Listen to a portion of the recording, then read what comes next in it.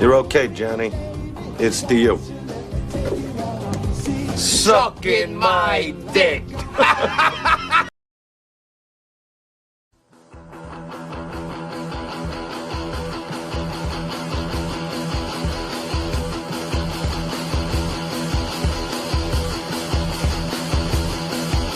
The moon is full and the stars are aligned.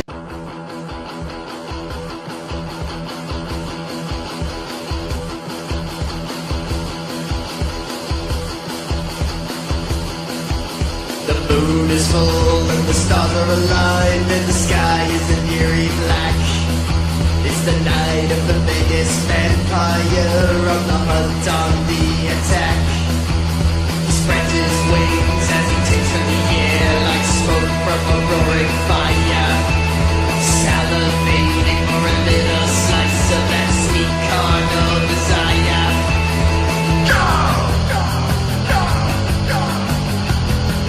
On your marks, get ready, set, go! On your marks, get ready, set, go! On your marks, get ready, set, go! On your marks, get ready, set, go! On your marks, get ready, set, go! So get on with the show! Live from Las Vegas, Nevada, USA, and the Pacific Northwest. Not a peninsula. Solid group of land mass. This is Two Stoned. I am Johnny. And I am Marco. Welcome to the show, everybody. I'm very glad to be here. For those of you that for those of you that watch us on Twitch and we're expecting a Mass Effect thing, we got tied up. We got busy. Yeah, I've been off a couple weeks, but we'll be back stronger than ever next week. Yes, absolutely. We got. I feel like I might have to catch up Johnny on what it is we actually did, but we'll be back next Monday, same time, 10 p.m. We'll get back to the swing of things for sure.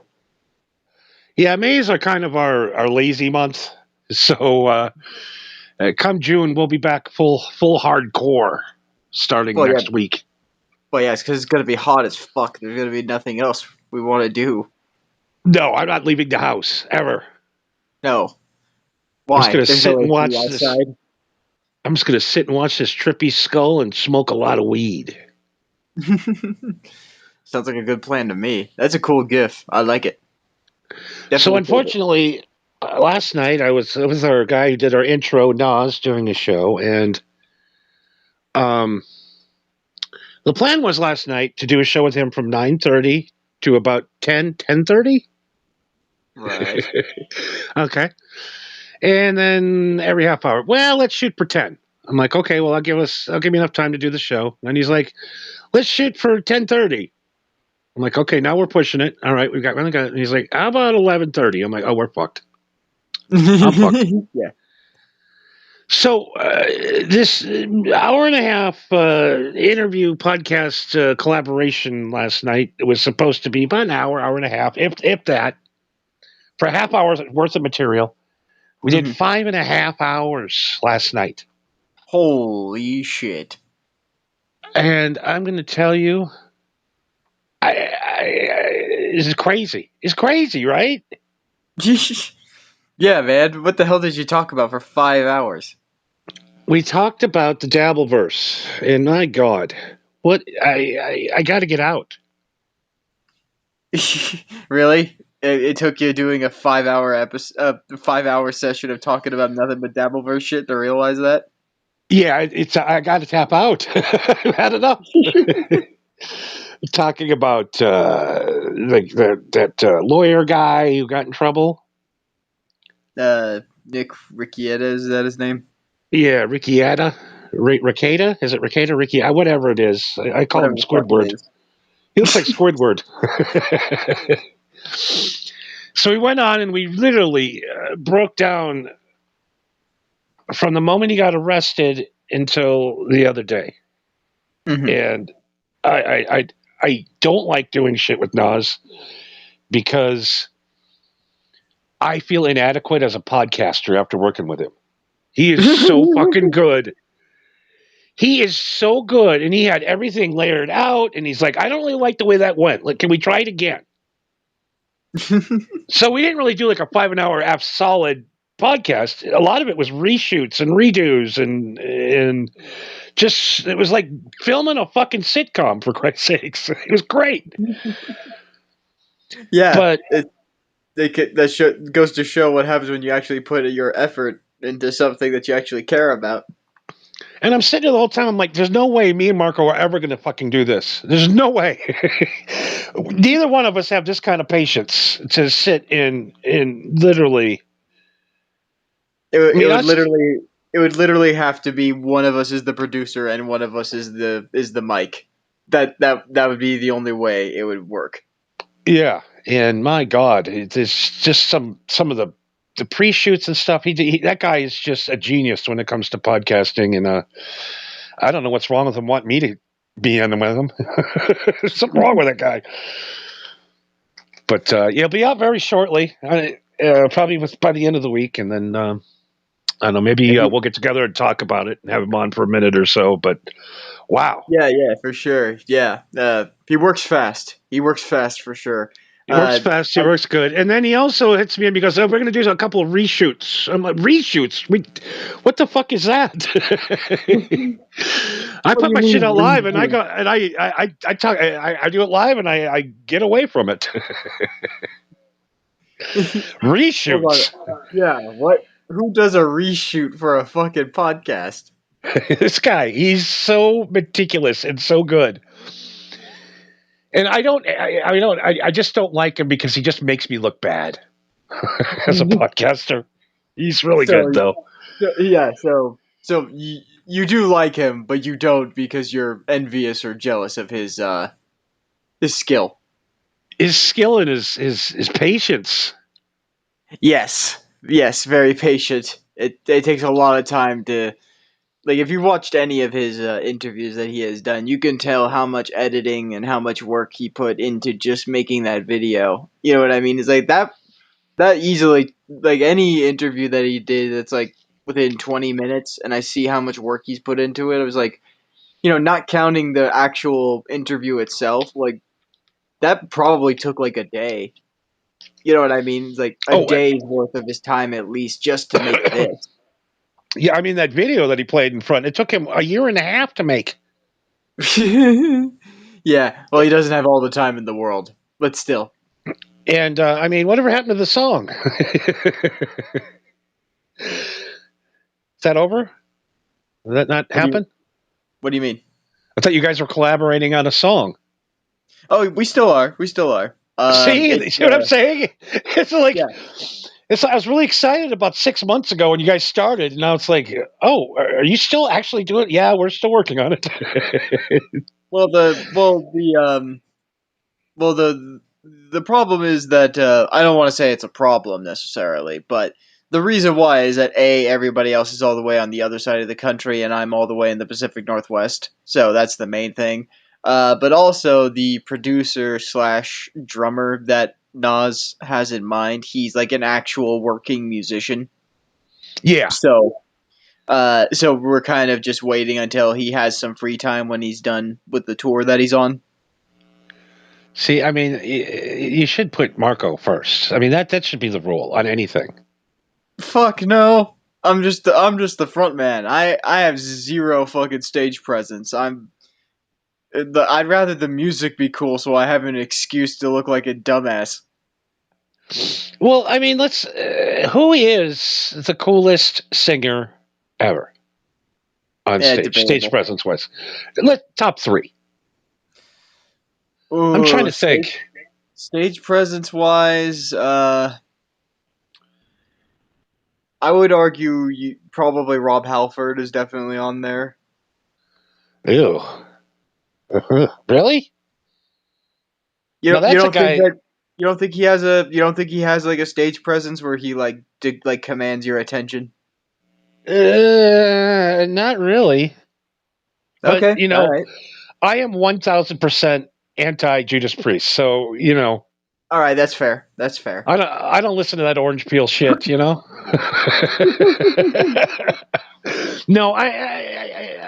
the more I listen to Priest, the more I'm starting to enjoy it.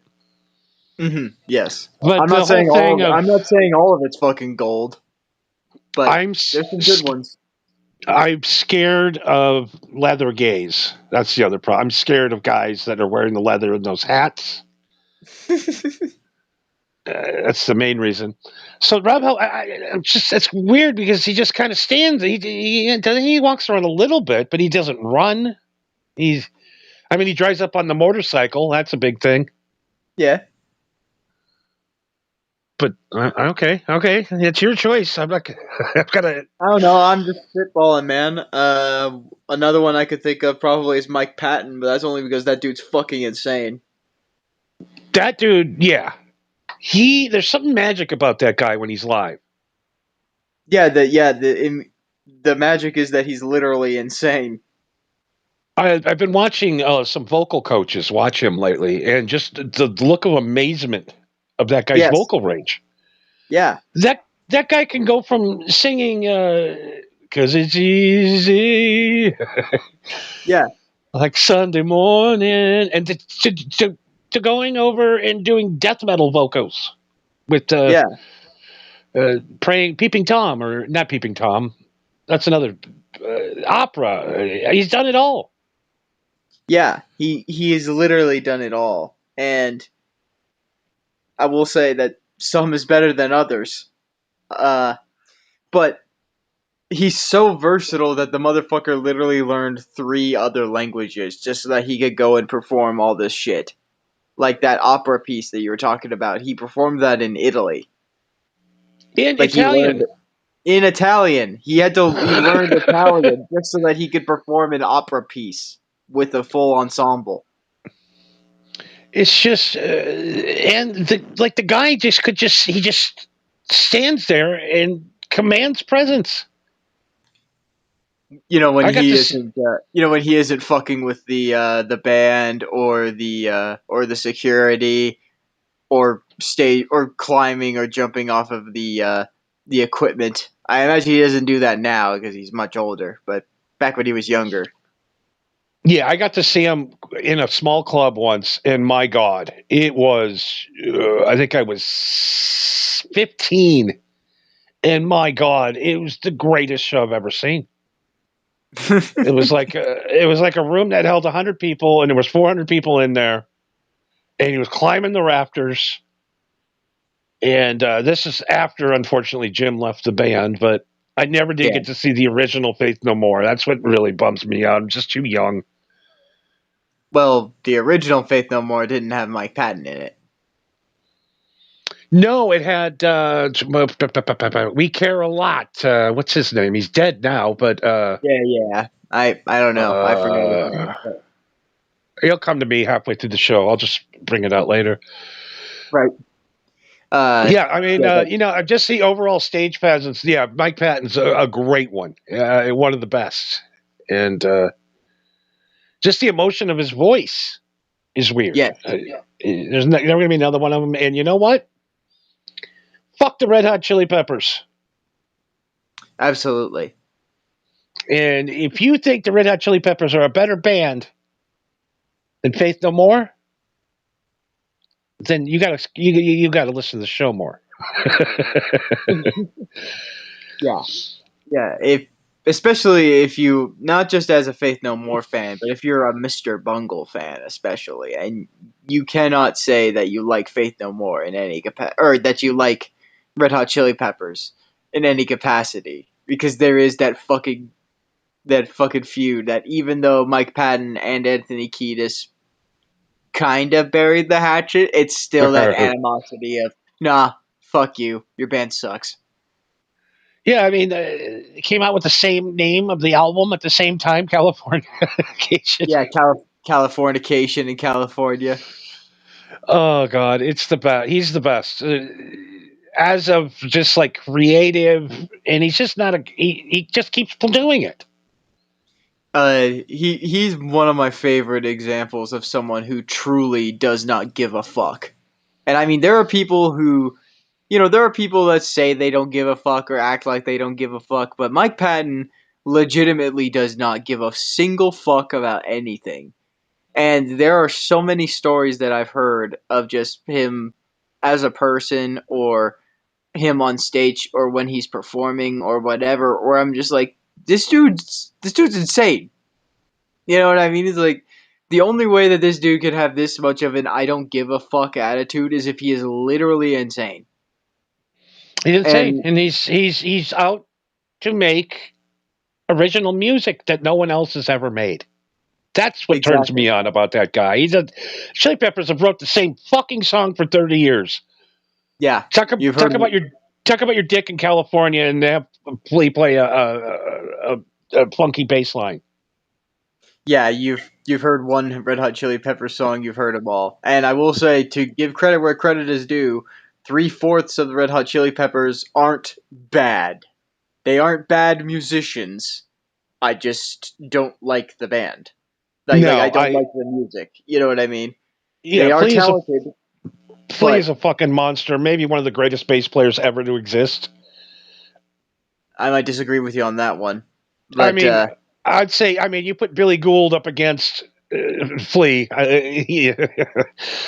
You know, well, let it, me ask you this. I'm not saying that Flea is a bad bass player. I'm not even going to go as far as to say that he is a terrible bass player. He is a damn good bass player. But if you're going to be honest with yourself, if I asked you to pick 4 people to be on your Mount Rushmore of bass players, is Flea going to be on there?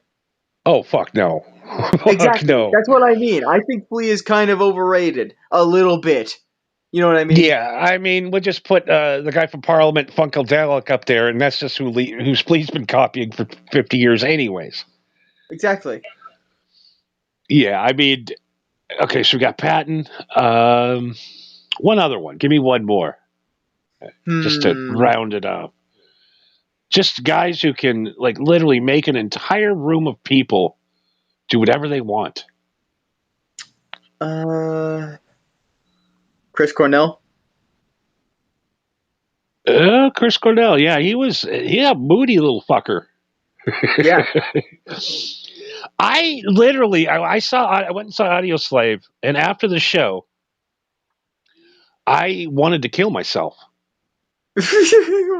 Why? He was so boring, and like he was just like he was sad, and he just stood there the whole concert. He didn't even move. But my God, those Soundgarden concerts! Oh, wow, wow.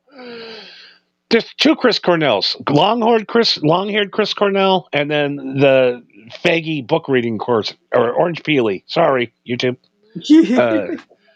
When he cut his hair and he started to be a solo guy and mellow out, that's when I kind of lost it see with his stage presence. that's where you and I might disagree on that one. I am actually a big fan of Chris Cornell's solo work. Not all of it, but a big chunk of it. Yes. Yeah, it's very, it's very throw it on the record player and smoke a joint, and it's album rock. It's not like hit songs, but it's a good album listen. A lot of his solo stuff. Yeah, but I mean, some of his solo work were pretty decent hits, but like you said, none that are like stuck around on the radio or anything, but they were hits. Yeah, the guy's talented beyond belief. Yes, absolutely. So I'm going to go with my 3 guys. I'm going to say number 1, Trent Reznor. That's a good pick. That's a good pick. That I've never seen every Nine Inch Nails concert. I've never been. You go to an arena, everybody's standing. There's nobody sitting down, chilling out during a Nine Inch Nails concert. Yeah, I feel like if you're sitting still in a Nine Inch Nails concert, you're pretty much registered as dead, right? Yes, because it's just the lighting and him throwing shit everywhere. It's just he ain't ever going to do it again like that. But wow. What is he, 60 now? He's close to it. He's got to be. I'm going to say him. My other one would probably be Fred Durst. For some reason, I don't know what that guy, he has this weird charisma that you can't, I don't know how else to explain. I hate him. I don't like Limp Bizkit, but god damn, that guy can get a crowd going. I was going to say I fucking hate Limp Bizkit too. And I don't know what you mean by charisma. Everything about Fred Durst just irks me. There's something about him. I don't know what it is, how he could like mesmerize a crowd like he does. I guess I don't know.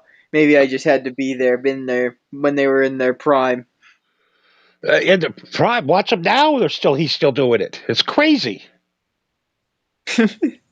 Actually, the last time I saw Suicidal Tendencies, fucking Psycho Miko was still like stomping around on the stage and jumping around like he's like a teenager again. I'm just like, dude, you're gonna break a hip.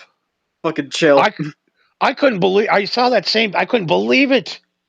Yeah, He's got to be in his mid-60s. Yeah, and he's still stomping around like a lunatic. What the hell are these guys taking? Probably ketamine, some sort of horse tranquilizer. I mean, there's guys in AC/DC, Sammy Hagar, Alice Cooper. They're all almost 80 years old, and they're still flying around the stage. Well, I wouldn't say flying around the stage, but there's still... No. Alice Cooper's still putting on a full horror show every night. Yeah, and I've seen people that are in their fucking 50s that are like walking around with a cane. But then there are these fucking rock stars. I guess because they've been active and just running around on their stage their whole fucking lives, maybe. But yeah, is it that or just not having to work? Yeah. Well, I mean, you don't think touring is work? They don't have to work. Right. Ever. You know, you don't have to, there's no alarm. There's no set time to go in to be a musician. Unless you're in a studio or doing a gig, but right. You're never getting up at 6 a.m. every day and driving through traffic and stressed out and, worried about if your electricity is getting shut off or not, since you got money in the bank. I think that leads to maybe a healthier life. I don't know. Yeah, I suppose. But I guess that also depends if you actually enjoy what you're playing. Oh, I couldn't even imagine being in a band where imagine you got the gig for Limp Bizkit and you're like, oh God, I hate their music, but God damn it, I'm getting paid $18,000 a night. I know, exactly. That's I've brought that up to my friends a lot of times where whenever I hear someone talk about like quote unquote selling out, you know what I mean? Mm-hmm. Where he's like, it really does depend on what you mean by selling out. He's like, but if you're going to be perfectly honest with yourself, if you got a phone call and it says, "Hi, I'm Miley Cyrus's agent. Don't ask me how I got your phone number. Just listen. I'm going to make you her guitar player for this tour, and I'm going to pay you $1 million to do it. What do you say?" If you say no, you're fucking stupid. Yeah, you don't even have to like Miley Cyrus's music. It's like, as a musician, I could play that shit easy for $1 million. Fucking easy. And I don't even have to bring the gear to the gig. I just got to show up. They'll put a guitar on me. I stand here for 45 minutes. Yeah, I'm selling out. Yeah, I just show up, I play, and then once the show's over, I just fuck off and go onto the bus while Miley Cyrus does her thing. Yeah, easiest gig of my fucking life. I'm trying to think some like famous guys. Jason Hook, the guy who started Five Finger Death Punch, was Mandy Moore's guitar player before Five Finger Death Punch. Really? Yeah, he played in Mandy Moore's band when she was hot back in the day. Huh. And then after he left that, he got all the money together and started Five Finger Death Punch, and then he left Five Finger Death Punch because those guys are the biggest tools on the planet. Yeah, it's you know what? It's one thing when the band is annoying, but then when you meet their fans and they're even worse. I honestly, they're selling out arenas everywhere, and I'm like, who are these people that like this band?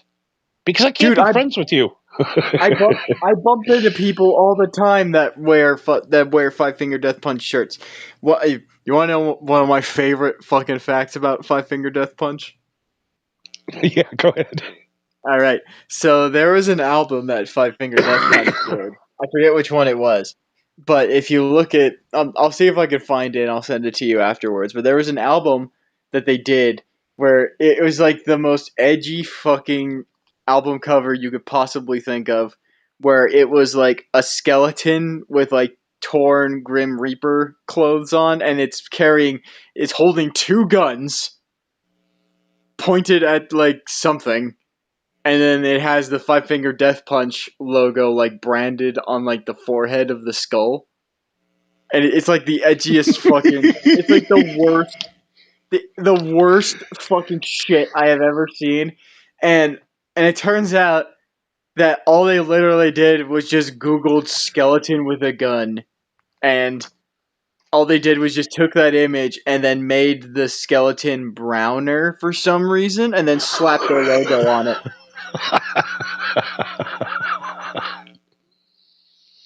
Oh God, their music is bad. I mean, I hate bands that have to put. If you're a band that has to put 2 cover songs on every record, your band sucks. You get one per album is the minimum or the maximum. That's the maximum. I'm a huge Van Halen fan, but I don't want to listen to Van Halen cover "Pretty Woman." I don't want to. Oh God. You don't think that would sound good though? Yeah, it would sound good. Nas Resna is saying that his favorite frontman is Chuck Mosley, and I'm trying to think. I know the name. I'm trying to think the band. Is it Death?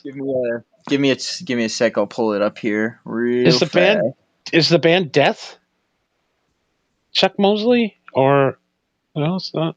I think his name is also Obituary? Chuck, but I don't think it's Chuck Mosley. Is it Obituary or? It's one of them thrash metal bands. I know that. Fuck you! Overkill. Is it Overkill? Okay. Chuck Mosley. No, Chuck Mosley was the original singer of Faith No More. Yeah, Charles Henry Mosley III. Yeah. That's where it's. See, it's so out of my mind that he even blew my mind. Five Finger Death Punch. Nas. Oh my God! They're the hottest band out there right now, and I can't figure out why. Maybe I'll go to a concert. I don't know if you would want to do that, man. Don't waste your money. Why would you do that to yourself? It's like, what humans are buying this? Nobody I hang out with would ever listen to them. That's because I imagine you don't hang out with exclusively metalheads like I do. I mean, it's got to be like a Midwest thing, or like they're just big in the Midwest, because I don't think they're big in California. Well, I think they're also like they're a big like what's the term? They're they're a big like support the troops kind of advocates. Oh, that's right. Yeah. So like I think like most of the band is veterans or something like that. I don't know. That's right. They did the Bad Company cover with the tanks in it. Yeah. Tough guy. I know the singer literally beat the living crap out of his wife and used to be a complete drunk loser, but he's sober now, so it's cool. That's all that matters now, is that he's sober now and he begged for forgiveness. He's a totally different person now. Yeah, I mean, is Five Finger Death Punch maybe Christian? They forgive him. Are they? I know, I'm just kidding. But I think there are a lot of church-going people. I know there's a lot of people that have like designs on their pockets of their jeans. Yeah. That go to those? You mean the people that have money? Yeah, the people with their fancy jeans. Oh God, I just don't. I guess I'm that guy who's old and angry, and it's like, why aren't you? You'd rather go see goddamn Five Finger Death Punch over White Lion? What's wrong with you? I don't know, because Five Finger Death Punch is comparatively younger. Oh my God! Rock is back. It's topped the two number one albums in the last 3 weeks. Thank God. Ghost and Sleep Token. Ghost, Sleep Token, nice. I don't know. Uh, yeah. Yeah, Sleep Token is not for everybody, and I get that, but I think they're cool. I like them, and their drummer is fucking insane. Yeah, I think if I was on a road trip and I threw a Sleep Token CD in, I'd probably fall in love with it. But just at first listen, Yeah, it's definitely a group that I really had to sit down and listen to before I actually got what they were doing.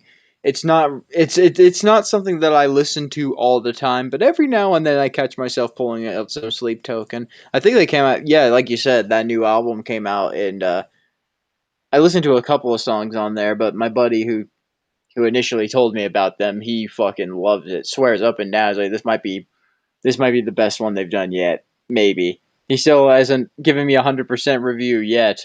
But he's like, but he's pretty impressed with it. So I was like, all right, well, we'll see. now Sleep Token are still a bunch of unknown guys, right? Like Ghost were before. It's kind of like the Ghost I playbook. I believe so. To be honest, Yeah. I'm not super familiar with Sleep Token as a group, but yeah, See, I don't really give a single fuck about Ghost. that's kind of our business plan here at the Two Stones is two unknown guys just doing our shit. No need for videos or literally the Ghost guy, and he can hire and fire whoever he wants. Nobody even knows who's in the band. Well, yeah, and didn't they replace their singer like 3 or 4 times? Yeah, and just making a ton of money. I guess he finally revealed himself, Tobias, but for the first few years, it was cool. Nobody knew who he was, and it was awesome. Everybody tried to figure it out. I loved it. Okay, the worst stage presence in the history of music has to be Maynard from Tool. That guy sucks live. Well, it's actually because, weirdly enough, he actually has crippling stage fright. Oh, really? He didn't with Yeah. Perfect Circle. He doesn't with his other bands. You know, literally, I went to the Tool concert. I'm like, what the fuck's wrong with that guy? Oh, that's just Maynard. I'm like, no, I spent a lot of money for his guy to sit up there in his underwear, just standing and staring at the back of the stage where nobody's at for 2 straight hours. I paid for that, huh? Okay, great. This guy's this I worst. I hate Tool. Worst show ever. Just because you couldn't see him? No, it's just the three guys just stood there. They didn't even move. They didn't Yeah, even move because, their heads up and down. They're like mannequins standing up there playing. I'm like, this isn't entertaining. bitch, it's about the fucking music when it comes to Tool. Do you have any idea how fucking hard it is to play Tool? You can't be a fucking showman kicking the air and doing stupid glam metal shit. Honestly, it's not that hard to play Tool at all. Nothing hard about Tool. I dare you to look up a tablature sheet of how to play a Tool song when we're done. And do you even know how to read tablature? I do. Okay. I Well tell you then, what. I tell you what. I'll play Tool from beginning to end, the whole record, and I'll learn it. No, I won't. I'm not that good yet. I wish I was. If I could play I was better, I'd have it done in a week. I, I was gonna say, I was just gonna say, just pick a Tool song, and if you can play it, then you can convince me that Tool isn't that hard to play.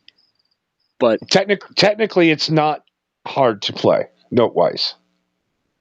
It's the counting, the timing. That's it. That's what's hard. Is the different 18 time signatures in one song. yeah, that's part of the challenge. But the actual guitar playing itself is not that hard. You know what I'm saying? It's not like it's Yngwie Malmsteen doing sweeps and you know what I mean? Yeah, but it's a different level of difficult. It's how can I explain it? So most music that people are accommodated with or that they're familiar with is in 4/4 time signature, which means when you're tapping your foot along, you go 1 2 3 4 2 2 3 4 3 2 3 4, right? Yeah. So if it's in 3/4, then it's 1 2 3 2 2 3 3 2 3. It's literally just fractions. It's math, basically. It's a weird combination of Latin and math, is all music theory really is. But is it arguably more difficult to be playing these series of notes and chords and all this shit in one time signature? Or playing one pattern or one chord progression or whatever while simultaneously compensating for changing time signatures? Yes. I think it's apples and oranges to me at Yeah. least. You know what I mean? Yeah. Like I'm saying, it's difficult to play, but the Yes. notes that he's playing aren't necessarily difficult. But the way he's arranging it is difficult. Yes. Like you could sit and play pieces of Tool riffs super easy. But piecing them together on time is where the magic comes from and what everybody gets all jerked off about. But I like Perfect Circle better personally, but that's just me. I'm not gonna say anything bad about Perfect Circle. It's pretty much his diet Tool to me. Yeah, I think I think 90% of people that say they're into Tool aren't. They just say it to be cool. I don't. Are you really doubting my nerddom enough to and my metalhead knowledge enough to question if I actually like Tool? Well, you have to. Right? It's you got to like Tool. You have to like Slayer. You have to like Judas Priest. You have to like Iron Maiden. And I don't like Yeah. any of them. Okay, I'll give you one that's equal. As somebody who was born and raised in the Pacific Northwest, you're supposed to love every grunge band that has ever existed. But I'm gonna say some real controversial shit that would get me crucified if I said this in public. I fucking hate Pearl Jam. They're overrated as fuck. Oh, bravo. They are overrated as fuck. They had one fucking good album. Was it 10? That had yeah. They had one fucking good album, and then the album after that was decent. It had some pretty decent songs, and then after Hmm. that, it just sucks. And anytime I talk about Pearl Jam to anybody, they always bring up the songs that are on fucking 10. I'm like, okay, well, what about all the other stuff they've done?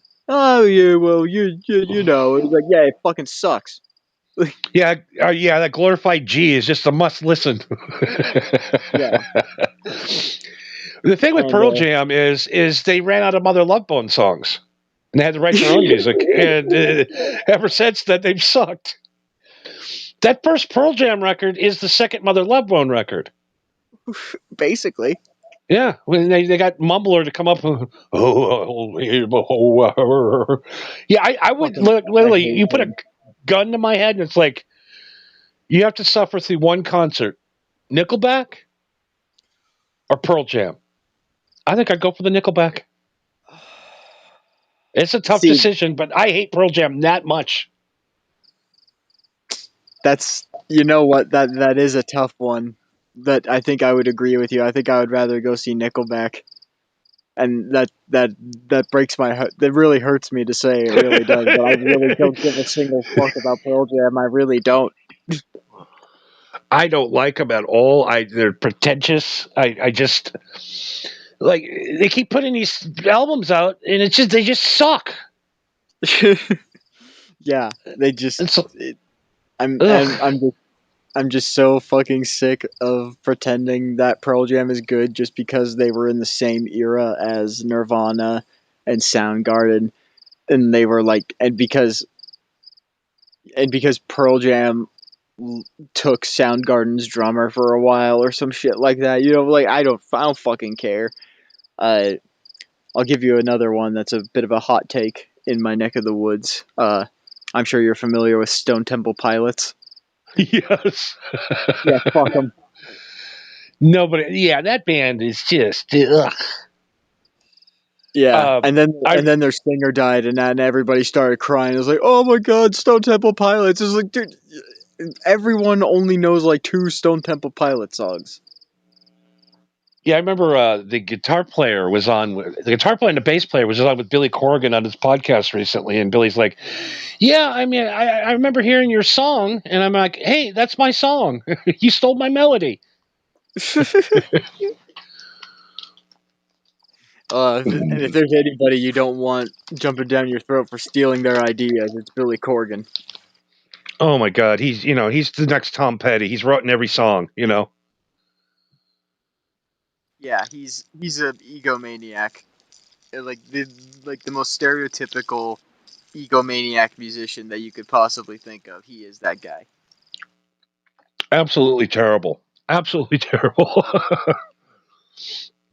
I saw an article. I don't know if it was a joke article or not, but I want to think it's true because it's funny. Uh, it was Billy Corgan has said recently in an interview that Kurt Cobain is the greatest lyricist of his time, excluding him, of course. Yeah, because that guy is the next goddamn John Lennon of the X, Generation X. Yeah, yeah. He thinks he's so fucking smart, Uncle so Fester. brilliant.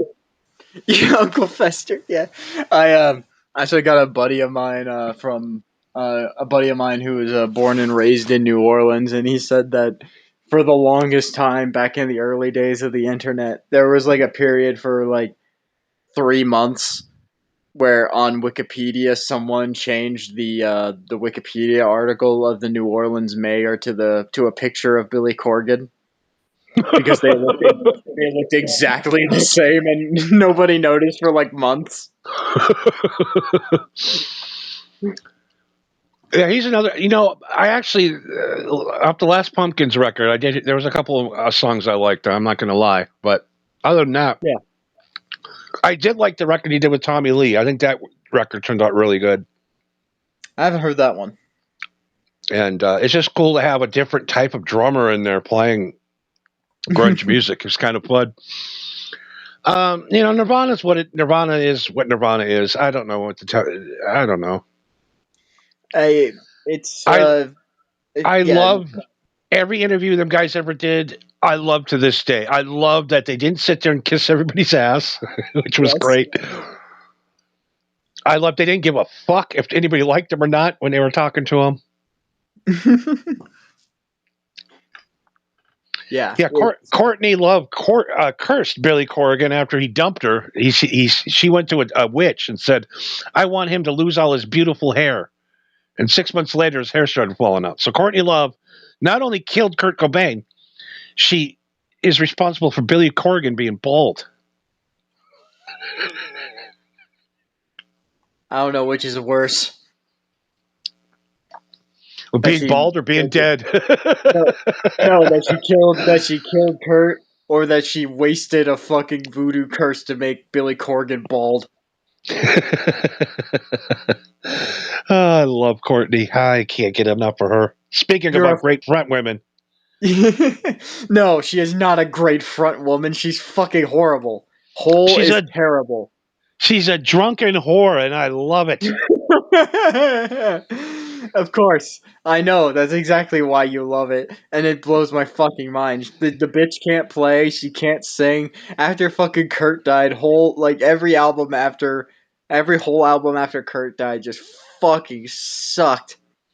Yeah, like it's the same thing as Pearl Jam. As soon as she ran out of Kurt songs, she hasn't been able to write a song since. I guess she doesn't have to. That first record of hers is so basic and so simple and so fucking good.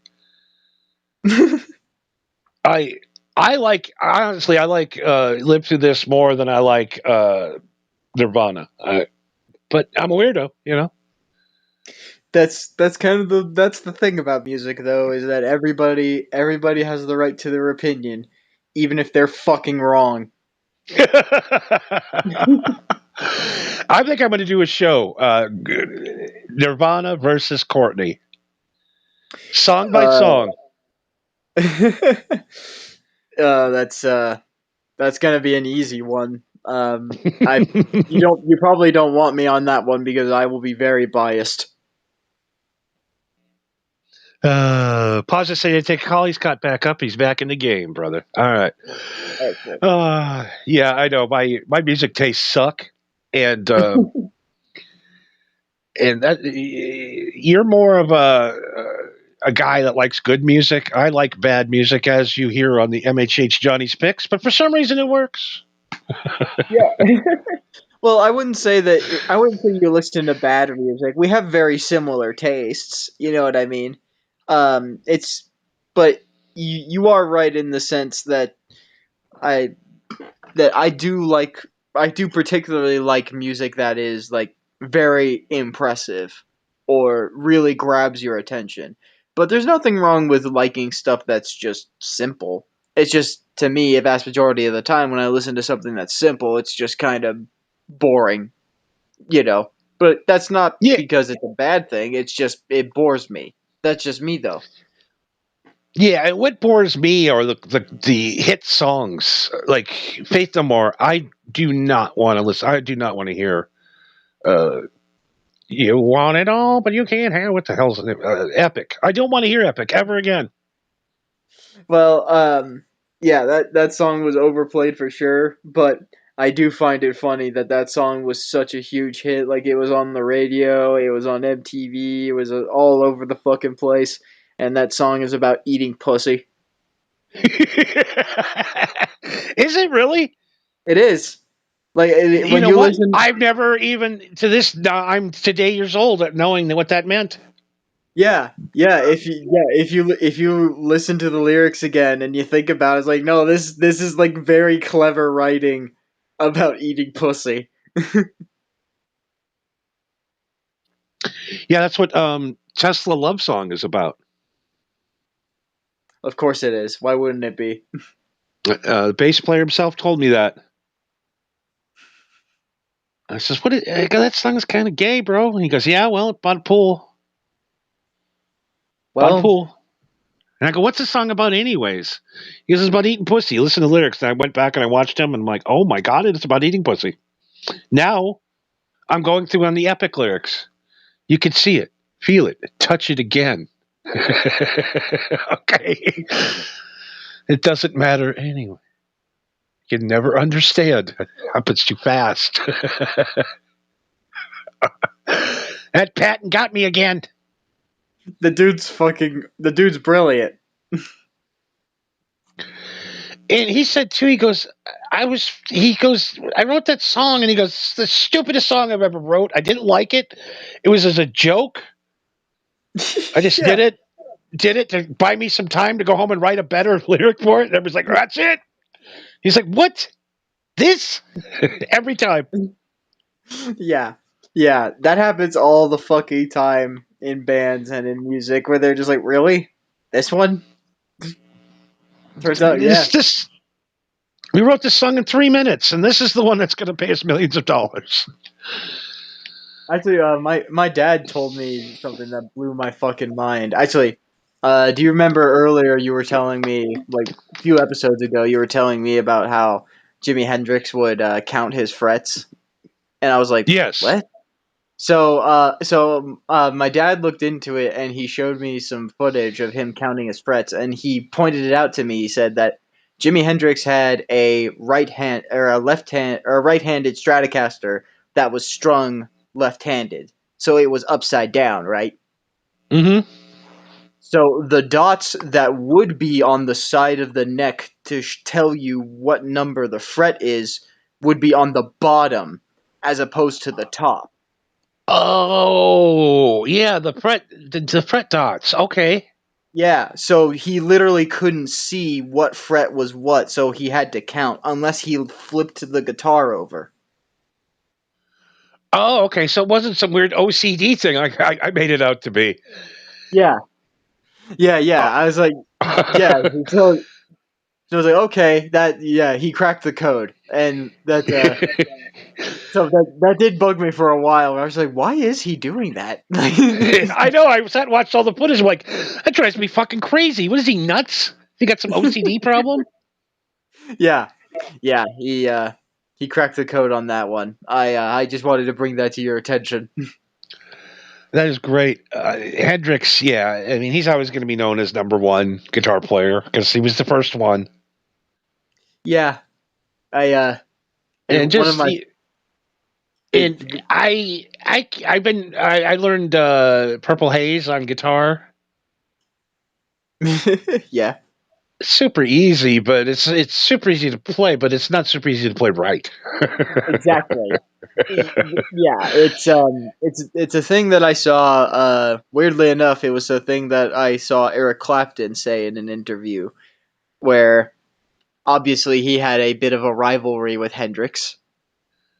And, Oh yeah, old slow and hand. yes, and he said in an interview that that people always ask him all the time, where like they show him covers of Hendrix, or someone plays something that's in the style of Hendrix, and he pretty much responded by saying like, "There's only one Hendrix. That's it. Yeah, There's only been one Hendrix. There will only ever be one Hendrix. So there's no point in comparing anybody to Hendrix. There's no point." And on one hand, it's kind of a backhanded compliment, but he also isn't wrong. You know, he's like there is no point in trying to compare anybody to Hendrix anymore. He's already made his staple on how talented and how amazing he is as a guitar player. There's no point anymore. no, it really isn't. And he was so smooth, Yeah, so smooth, so smooth, so just he made it look so easy. he made it look so fucking easy, and one of my favorite fucking stories of Hendrix is with the it was when the Beatles released the Sgt. Pepper album, Oh, Sgt. okay. Pepper's Lonely Hearts Club. Yep. So when that album came out, a month after that album came out, Jimi Hendrix was in England when that album came out, and he announced that a month after that album was out, that he was going to perform that album in its entirety. and and he did, and he invited everyone that he could, and Paul McCartney was there, and and Paul McCartney said that he saw that Hendrix had he still put his whammy bar on, and he just sat there and was like, oh, okay, he's gonna use that whammy bar, all right. He's gonna have a lot of fun when he realizes how detuned that's gonna make his guitar, you know. And so of course Hendrix just goes to town on the whammy bar and fucking just kills the song. And then he goes to start the second one, and of course the guitar's out of tune, and he just has this look on his face of just slight pain, like ooh, oh, you know. And then he just walks up to the mic and says, "Is Eric in the audience? I need somebody to tune this thing."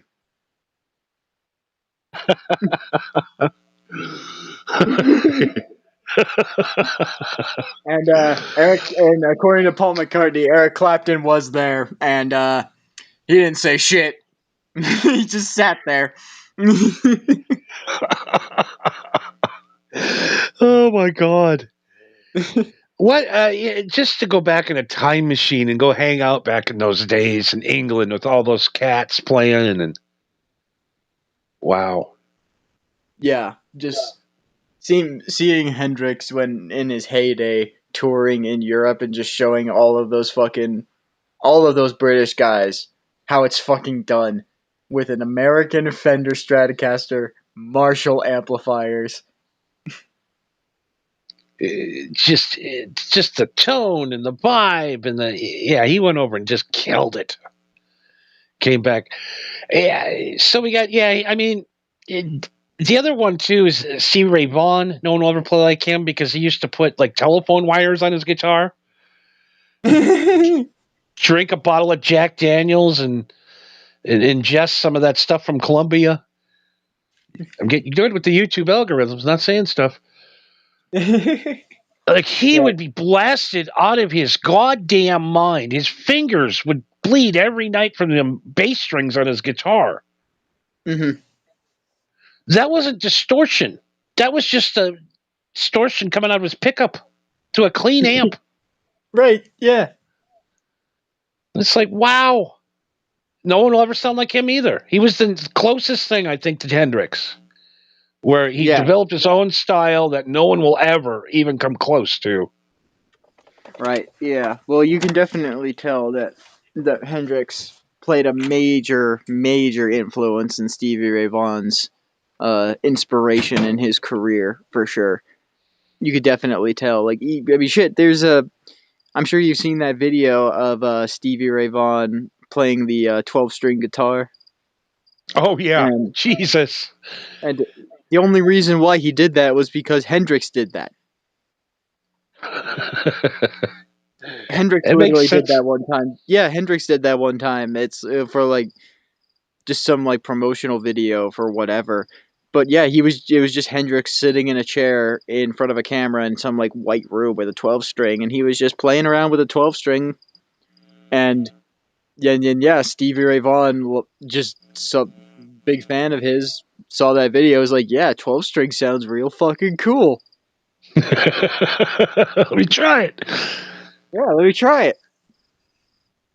And you know what? I don't know if you've ever played a 12-string, but it's tougher than you'd think, but it does sound cool. Yeah, I mean, even just playing like a G chord is really a pain in the ass. You got to have a lot of finger strength. Yeah, you have a lot of finger strength, but it's a 12-string, so you basically got to do the same thing twice. Yeah. Yeah, I don't know. There's so many effects now. You don't even need to play a 12-string. You can hit a button and it turns it into a 12-string now. Thank God. Yeah, but you can't. I mean, I guess nowadays you could, but what would be easier? You taking your laptop and plugging it into your car, and then patching your patching your guitar in there to make it sound like a 12-string, or getting a 12-string acoustic. That's kind of the point of an acoustic guitar, is like if you're not going to be like performing at coffee shops or something, but you still want to practice or you still want to entertain some people, then yeah, get an acoustic. And if you have the money, get a 12-string, because 12 strings are fucking cool.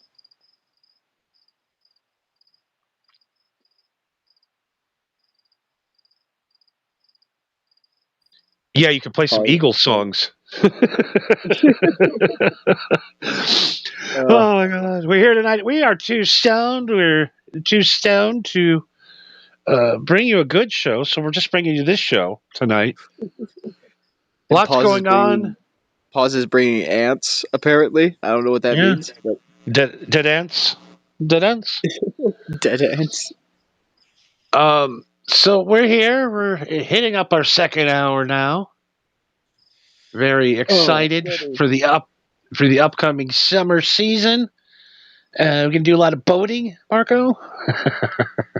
I mean, I don't know about boating necessarily, but I would like to do some fishing. I do like me some fishing. You like fish? Yeah, I'm done. Fishing cause I don't like it. I don't get it. Don't like it. Okay, I can explain to you. The point of fishing isn't to catch fish. Yes. It's for the serenity of the lake. I get it. Yes, but it's also just an excuse for you to get drunk with your friends. Why do you have to harm innocent little fish to have fun with your friends? Would you rather hurt a fish or a deer? Oh boy, them deers are so beautiful. I've never shot a deer before, and I hope I never have to. But I but went again, deer. I went deer hunting twice. how'd that go? I saw a lot of deer. Didn't shoot one of them because my uncle at the time says, "Yep, you got to. When you kill a deer, you become a man, but you got to eat its heart." So I ain't eating no fucking deer's heart. So you just bitched out? And like, you see any? I didn't see a deer all day. I don't know what's going on. I saw about 20 of them, but I didn't want to shoot them. I didn't want to eat a heart. You weren't gonna fall for that native shit. I remember the last time I'm like, okay, so I have to get up at 4 a.m., Yeah, walk 5 miles into the woods, yeah. sit there all day, can't smoke because the deer can smell the smoke, Mm-hmm. can't have a chew because they can smell that too, can't eat nothing because the deer can smell it. So I got to sit around in a circle of deer piss all day, cold, 4 in the morning. And I said to everybody that was hunting that day, I go, I'm married, guys. I'm not married, guys. I don't need to be here. And I went home. I don't need to escape anything. I escape everything all the time. Actually, it reminded me of I think it was Bobcat Goldthwait had a joke about that where he said that he was like the only person in his family that didn't want to go hunting, and they always called him gay for it. Yep. And he's just like, okay, so let me get this straight. You're straight, but you love to go out into the woods to go share a tent with four grown ass men where you have to huddle together for warmth. And then when you wake up in the morning, you all wear matching outfits to go running around in the woods and playing soldier. And meanwhile, I'm back here with all of your women. Yep, I'm the gay one. I'm the gay one. Cricket noises. Yeah, I'm outside. I'm smoking. That's what Paz just put on there. Cricket noises. Oh. I'm like, I think he's talking about the actual crickets and not our materials that bad. I don't know though. You never know. At least I can provide you actual cricket noises and not copyright-free cricket noises. Yeah, we need more sound effects. We need to get a list together on how to make the show better. I think we're missing sound effects. Women. Yeah, that's definitely up there. Production and we definitely need some better hardware that isn't a cell phone. Yeah, that'd probably work. Yeah, I think we're pretty much stuck on a financial thing. So, you know, if you just gave us money, our show would be so much better. If only YouTube would let us. You know, I really wish, you know, the Rumble Bucks can still rumble right in. I'm just saying. I'm kidding. Don't leave. We're not asking for money. No, No, we're not asking for money, but I mean, if you have some. I did. I have full equipment. I did it. It sounded like it was coming from a fucking tin can. I don't know what to do. I have the upgraded equipment. It ain't working. I bet you that you didn't go into the actual program itself and tell it to tap into the microphone, and it just went for the default mic that it attaches to on your computer. I never thought about that. Yeah, No, I bet you that's what you did. Yeah, I'm going to get a better microphone too. I thought it was going to be all cool and vintage, and I think that thing sounds like shit. Well, maybe maybe if you get like a pop filter, like maybe not one that like slides over it, but one that you put as like a stand in front of it, maybe that'll help. Yeah. So yeah, we got equipment issues. We have We have some YouTube issues lately. I don't know what's going on over there. But it's other than that, we need to bring in some more sound effects, though. That's the number one thing I'm looking to do here. What kind of sound effects do you think we need? Well, I think maybe a laugh track. Yeah, because we two chuckle fucks over here need a laugh track.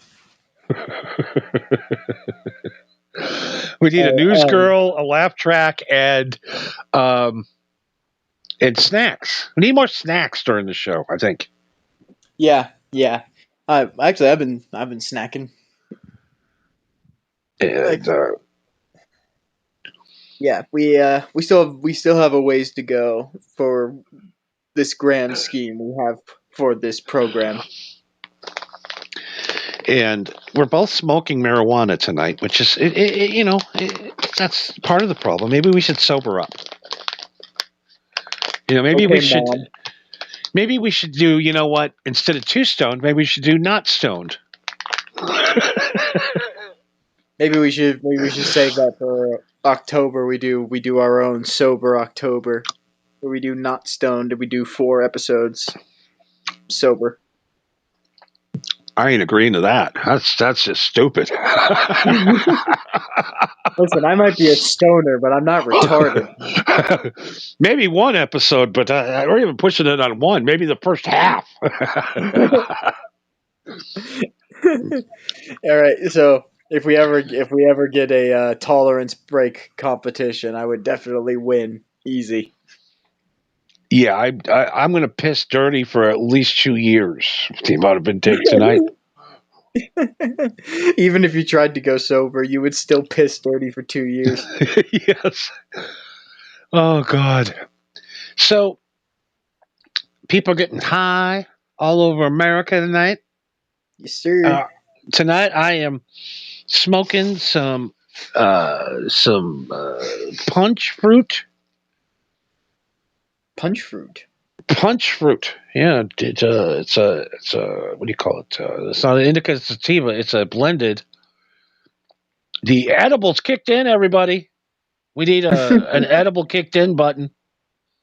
Yeah, the nuke dropping. Pew. The word he's looking for is hybrid, everybody. 70 indica, 30 sativa. Okay, so it's more on the indica side. You'll be crashing later. Probably I don't sleep anymore. I got too much to do, man. Too much going on, bro. Too much life to live. Yeah, you got so much to do. I'm thinking about getting a job. Really? Yeah. You know what? I was thinking about sending you these memes that have been going around where it's like, it's like the standard TikTok brain rot stuff where it's like people like making dominoes out of books or playing with their pets or something like that. But like right when you get to like the climax of the video where you see like what the payoff is, you just get hit with a full screen of a job application. That's the best thing I've ever heard. Yeah. That's great. Yeah, I'll see if I can find some and send it to you. It's been fucking killing me every time I see it. I got on my Instagram earlier tonight, and on my Instagram is trying to make me depressed. I caught him doing it. Well, yeah, it's owned by Facebook. The first one was, men just can't really say what they're feeling. Men have to hold it all inside. And then the next one is like, being a man is so tough. You can't release your emotions. And men are so sad. Like over and over again, how men are sad and they can't tell anybody anything. And I'm like, what are you talking about? What kind of people are you following?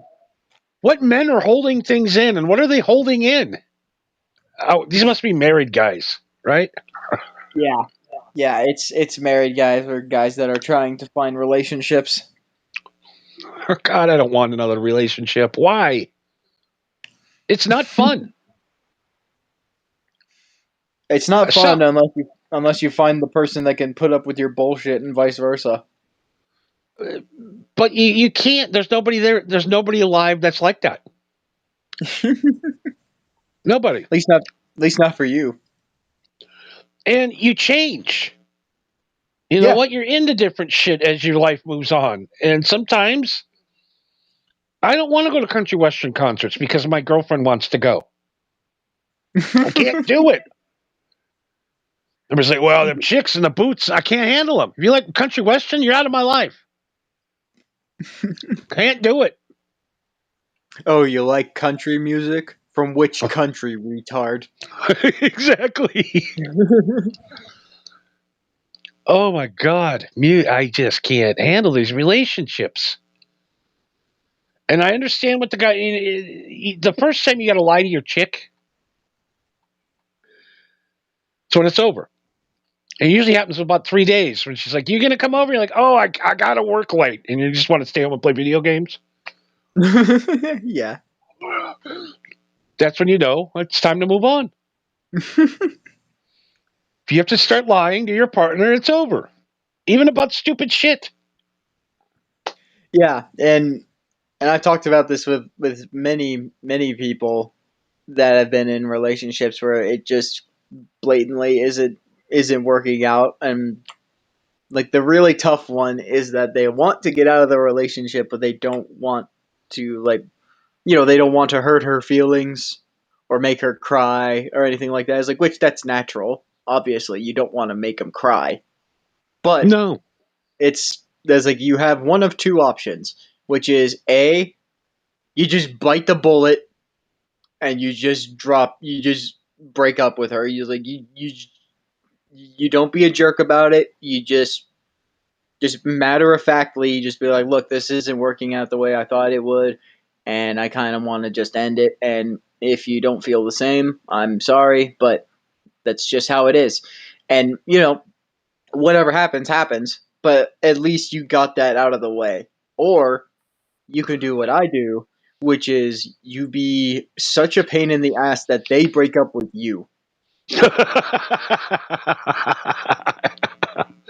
I've done then, that. yeah, and then when they break up with you, then they feel like that they were the ones that made that decision, and then they can live off the rest of their lives happy.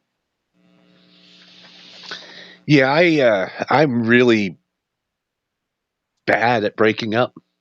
I I just think what literally, all the girls I've broken up with though, really are still my friends because I told them what I was. I didn't play any games.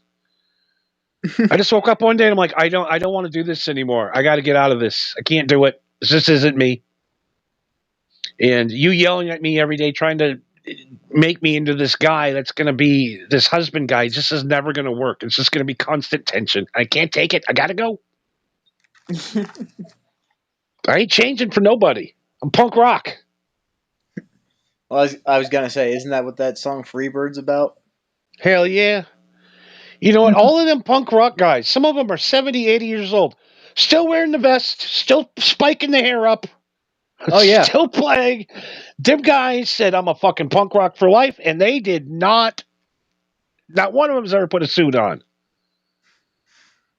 no, no, they haven't put on any suits, but they still, some of them like to shill out to the suits, even if they don't like to admit it. Oh, yeah. I mean, we all need to make money somehow. Of course, you, of course. you can't go and make $18 a concert. No, no. If you want to make, it's like, do you want to make, what's the phrase? It's like, do you want to make money or do you want to make a living? So if you want to make a living, then yeah, you gotta learn how to tap dance, and you gotta learn how to do what they want you to do and how to get people's attention. But if you're just doing it just for the sake of doing it and you happen to make money, well then yeah, chances are you probably aren't going to go anywhere because you're not that hungry for money or attention or glamour or whatever it is that you're trying to get out of your art. It really is a clusterfuck, isn't it? It really is. It really is. So now one band. Before we leave the music, it's all about music tonight because we're both music guys, and Absolutely. there's really not much going on in the news, to be honest.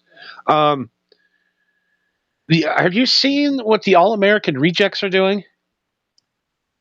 No, not recently. Okay, so I'm not a big fan of theirs either, but they were a quirky little band from what, like the early 2000s, maybe? Something like that, yeah. Yeah, so they decided they got a new album coming out, and for promotion, they were going to go on tour. They were going to get in a van and just go play people's houses around the country. What?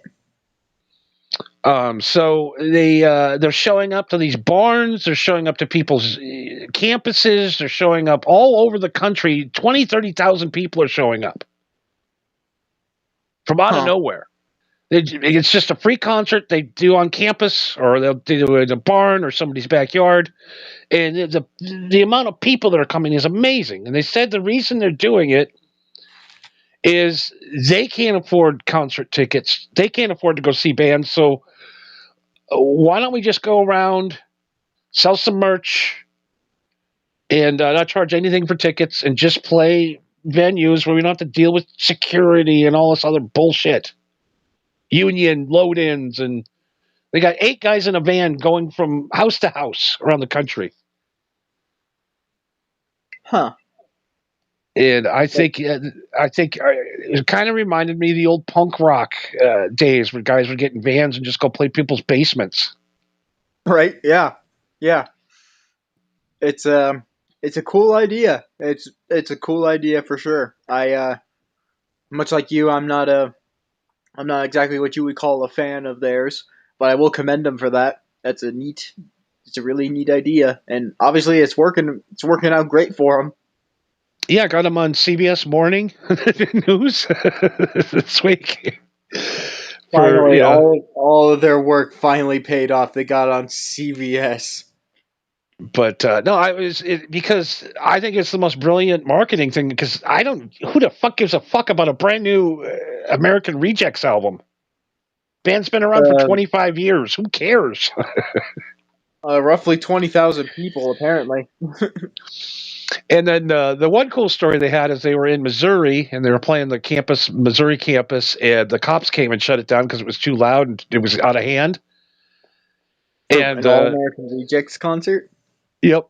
And so the singer's walking off, and the cop comes. He goes up to the cop and he goes like, "Man, it'd be a lot cooler if we just did one more song. It'd be a lot less problems." And he goes, the cop looked at me and he goes, "Holy shit, you're from that All American Rejects band." He goes, "Yeah, we're playing now." And he goes, "We'll go back on play." Cops let him play another song, and it was the coolest thing I've ever seen. Yeah, that's you gotta love those situations where a cop shows up to shut shit down, and then he actually sees what's going on. He's just like, "Oh, well, never mind. You guys could do one more. You guys could do one more. We'll let you do one more, and then it's got to get shut down."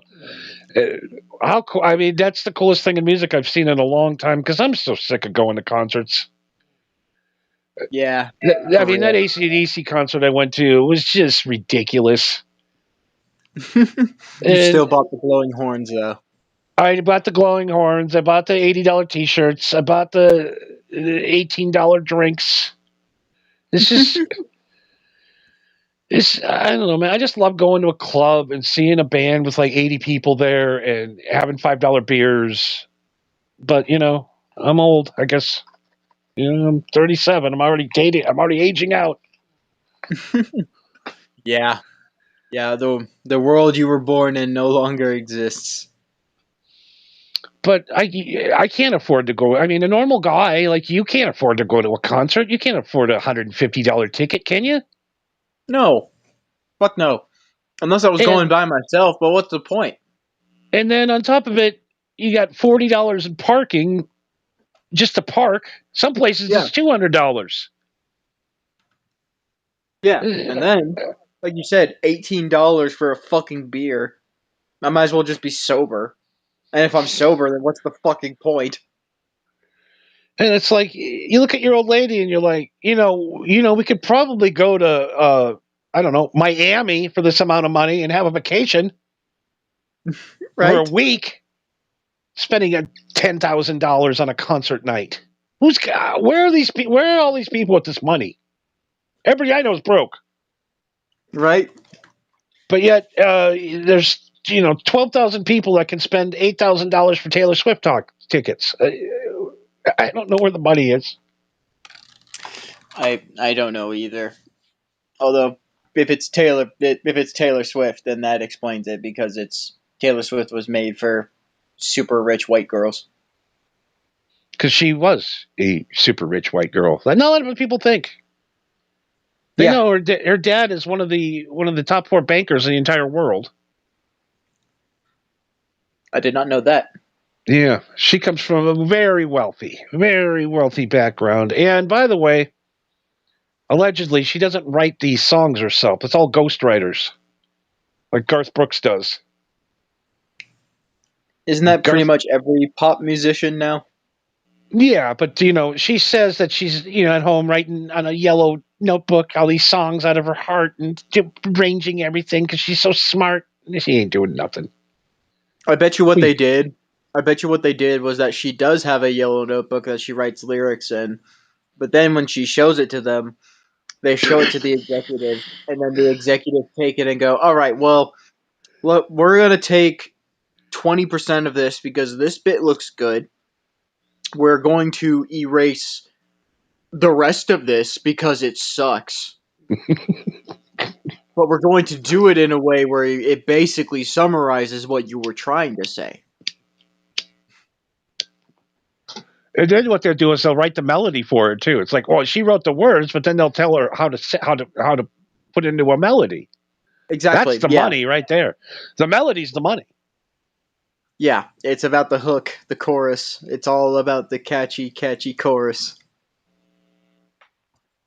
And how much longer are we going to pay these prices for these tickets? I guess forever. Yeah, it's well, I mean, you live in Vegas. You have the fucking Sphere. The Sphere is some borderline dystopian future shit. Yeah, and I hate to, it's a weird thing. It just I don't like it. The Sphere? Don't like it at all. Why? It's how do I explain it? You're not watching the band. Right.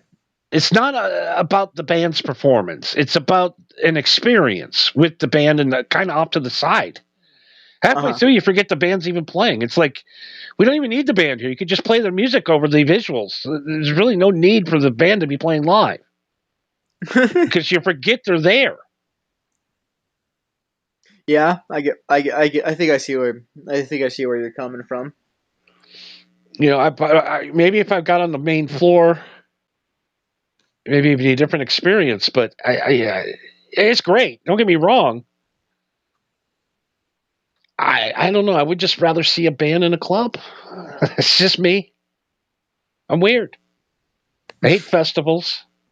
I hate 6,000 bands on one thing. Stages 5 miles from each other. You're walking back and forth. Well, yeah, but they have to be spaced so far apart. Otherwise, they'd bleed out. Everybody would just be noise battling each other, which that would be kind of fun. Why don't they just put 2 stages up, and one band gets done, the other one starts? How hard is that?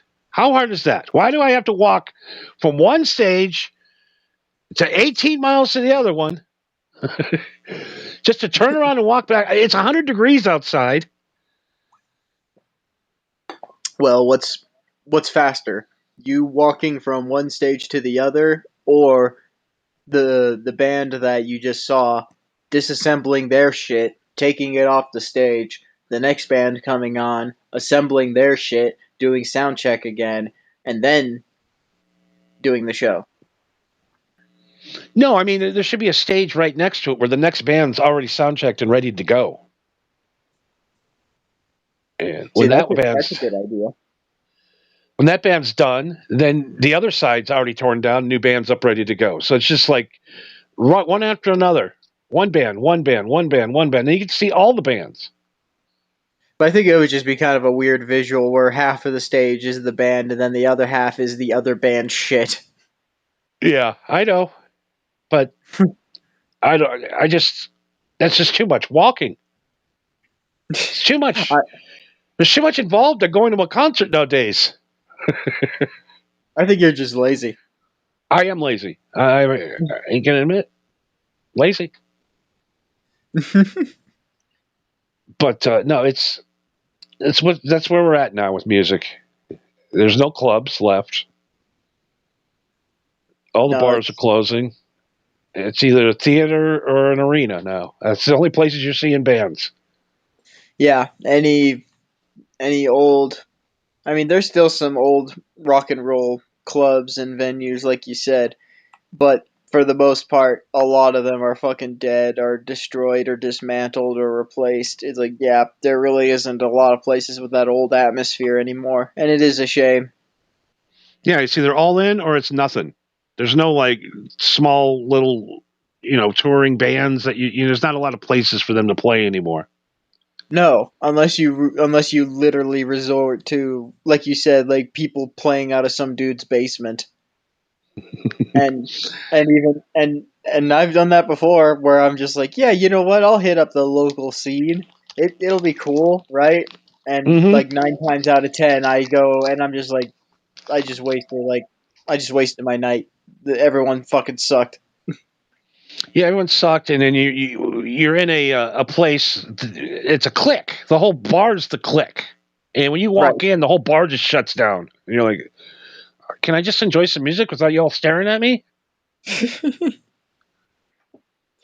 You just mind your own business, man.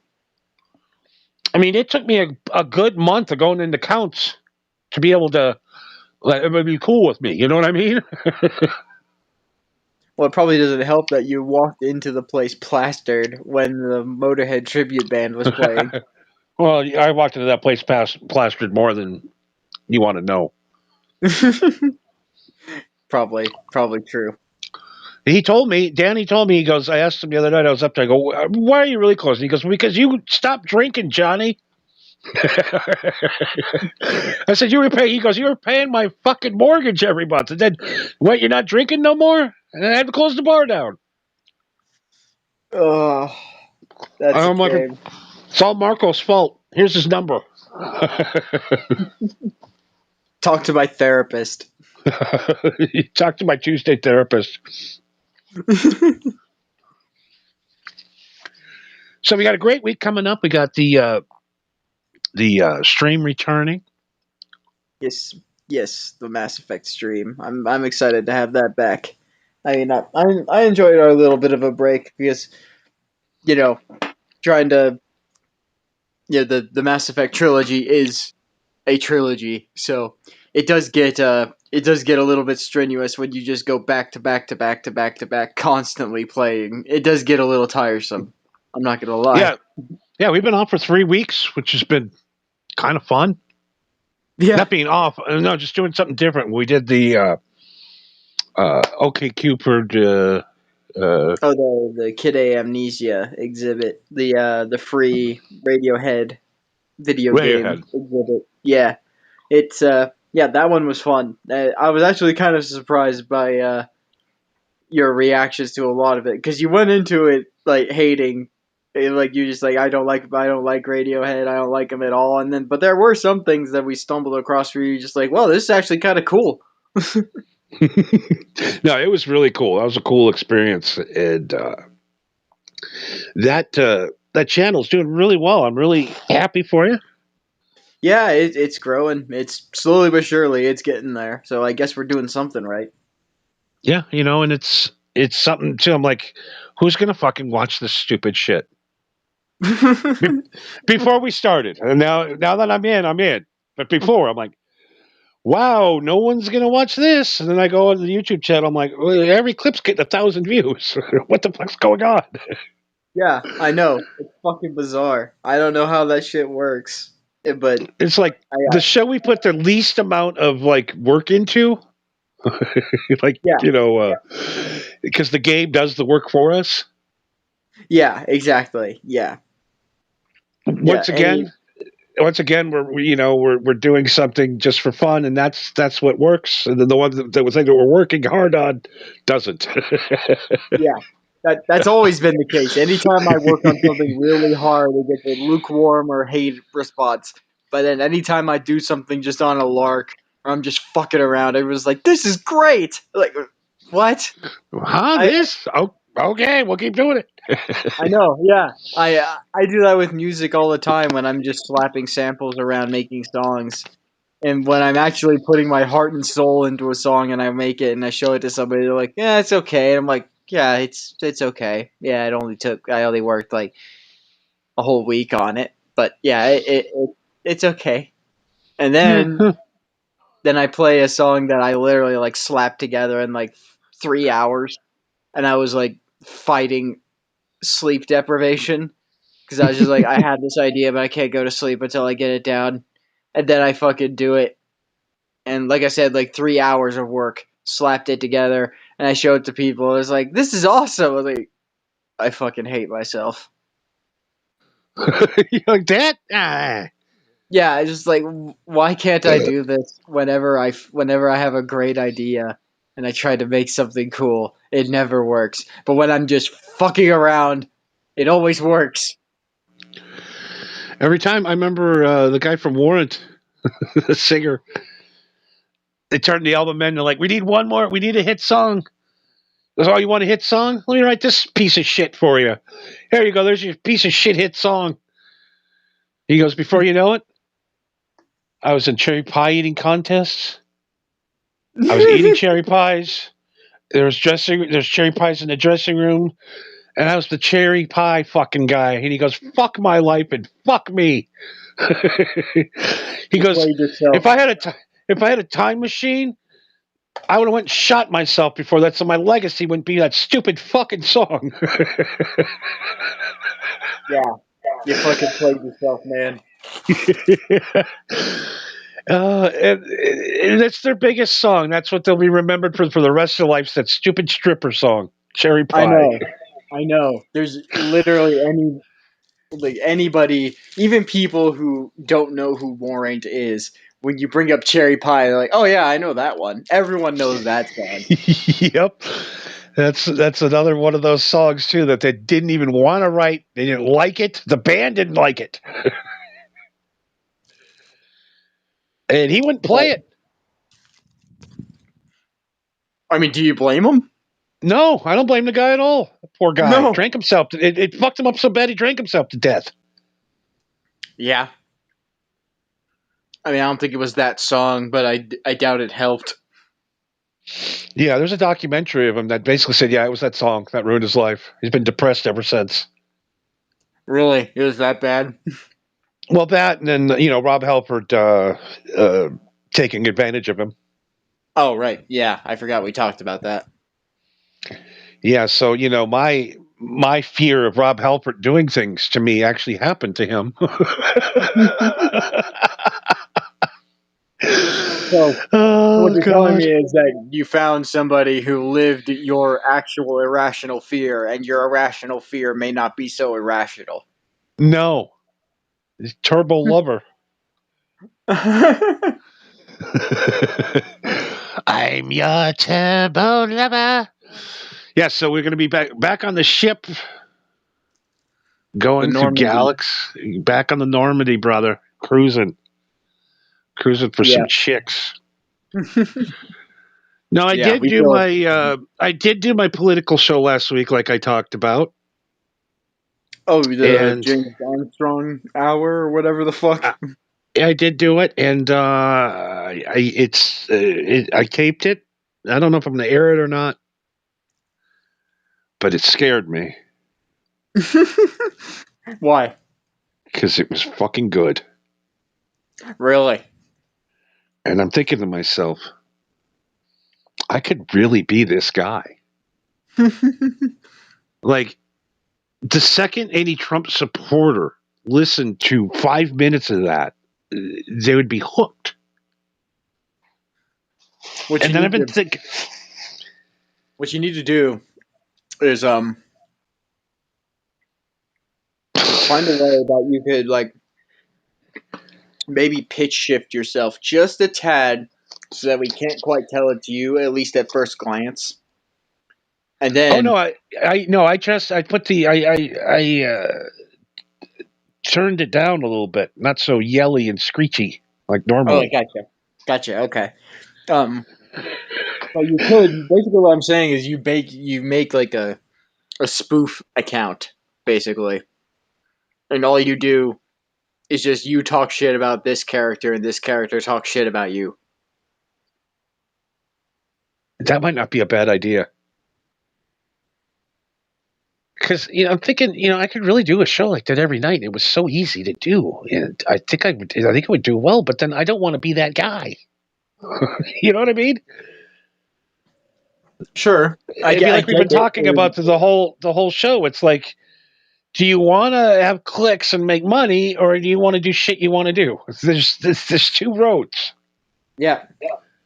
You found that fork in the road where you're just like, I have this really good idea, and it might work.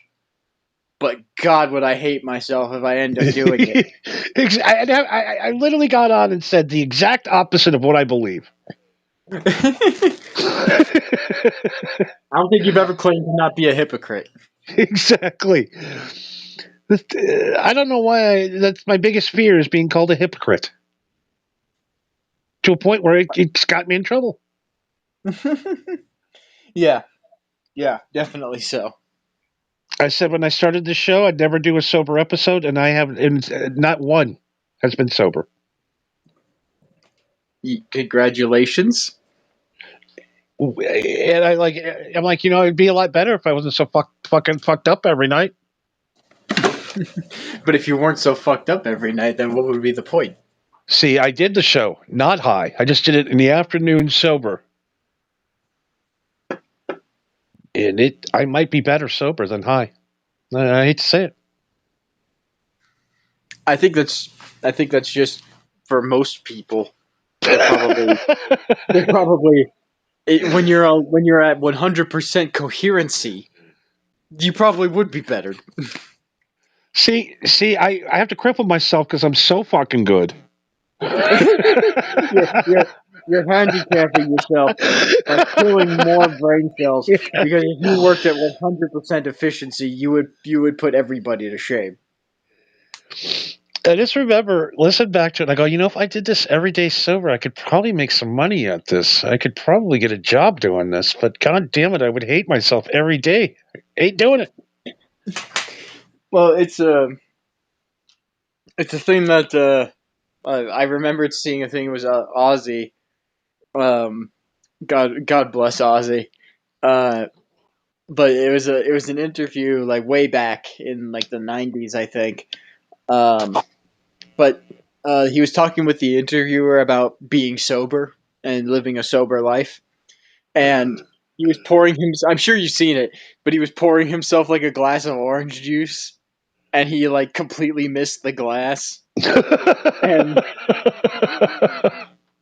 And as he was talking about how like the drugs were like ruining him and how it was doing all these terrible things to him, and it's like he's like, and now I'm living a much more calmer and sober life now, and I think it's for the better. And the interviewer goes, do you think you're living a happier life? And he goes, no.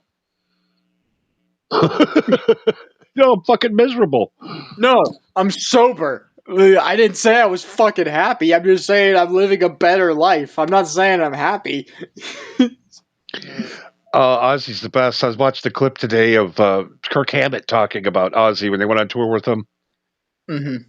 And they were told that they couldn't drink beer around Ozzy. Was that bad?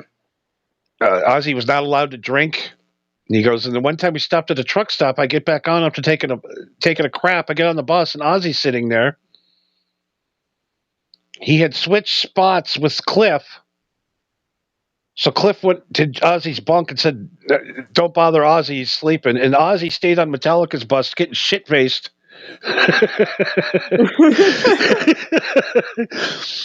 And then Ozzy gets off the bus, falls flat on his face, and is sitting there apparently in front of the hotel. And then Sharon showed up and he goes, "We thought we were done."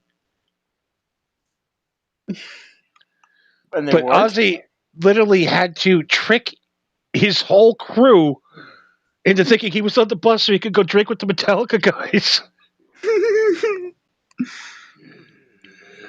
Boy, I bet Cliff Burton wished he was on another bus that one night. I'll tell you that. Hey, Ozzy, you want to switch places for me on this trip? Just Oh, God. No reason. Just I thought you'd be a lot more comfortable on our bus. Specifically poor this spot Ozzy. right here. This chair right here. Sit right here. Ozzy's like an animal that's been leashed by that wife of his. Yeah. Yeah, but it's something that I talked about with my dad all the time is as much as I love to as much as everybody loves to bitch and moan about Sharon Osbourne and what he's been doing with Ozzy and his legacy and his money, it's like, I mean, yeah, you could bitch about that all you like, but if you really think about it, if she wasn't in charge of his money, then he would be in charge of his money. And if he was in charge of his money, then he would have just pissed it all away a long fucking time ago. You know? Yeah, I mean, he was nuts. He would like literally get off stage in like the late 80s, early 90s. And his wife, he couldn't drink or do any drugs or anything. And he got so fed up, he would just literally walk out the door after he got off stage, go to the parking lot, jump in somebody's van and go hang out at their house and smoke weed and drink and party all night. Well, of course.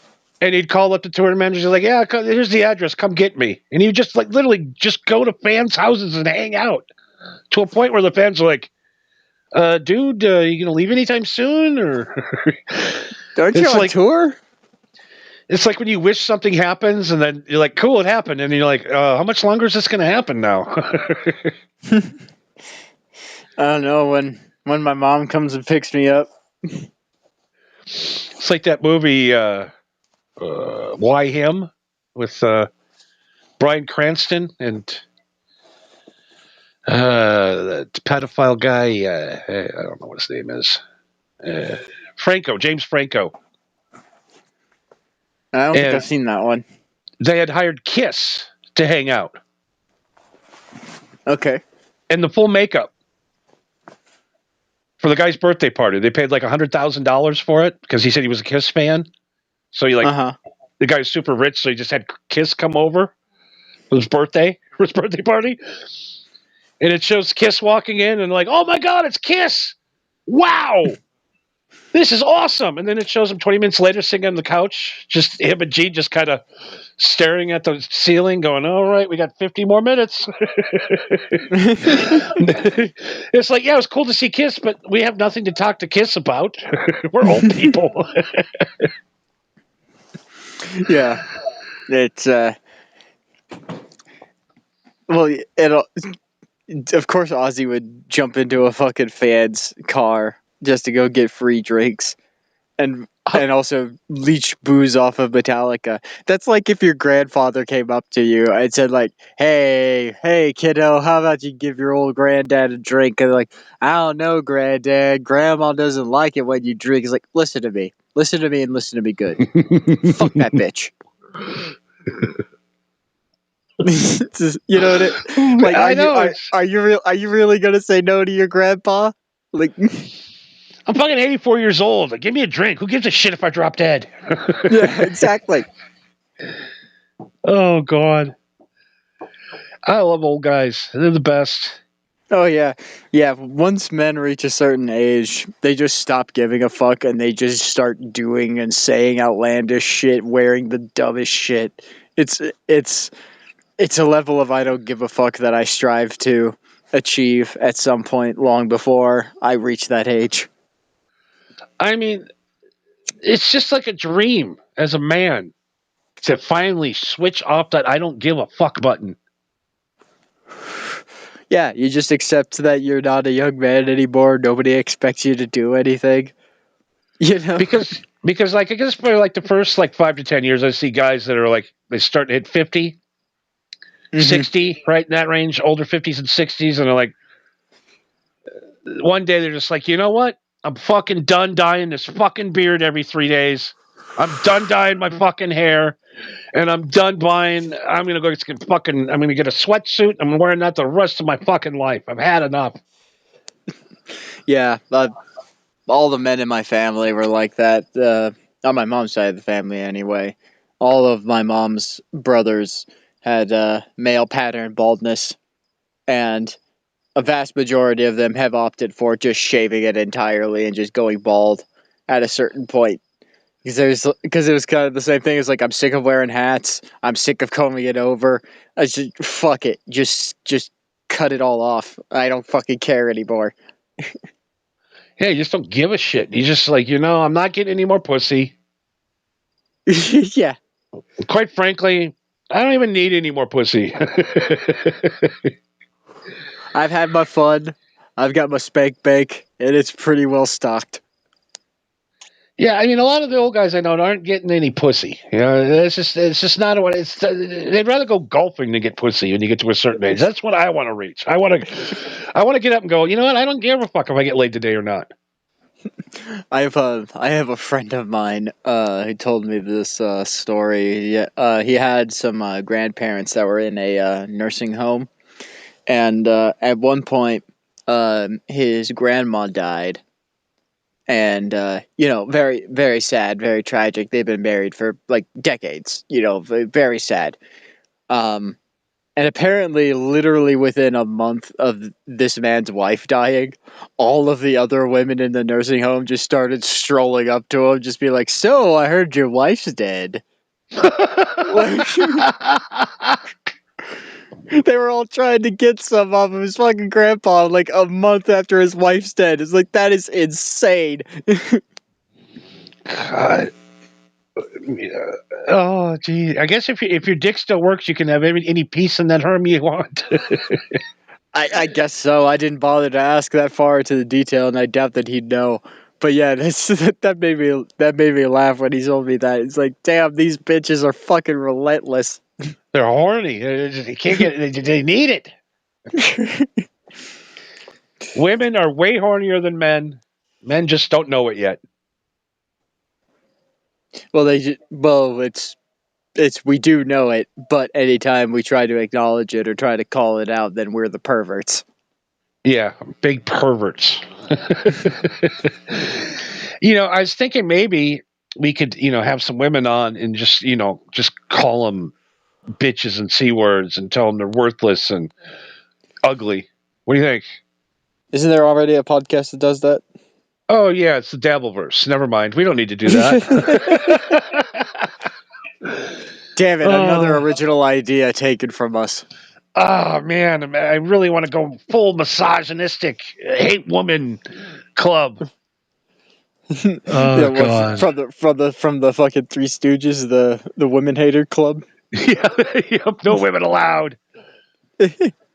God, back in the day, there used to be bars, straight bars, where no women were allowed. They didn't want women in there, fucking up their games or drinking.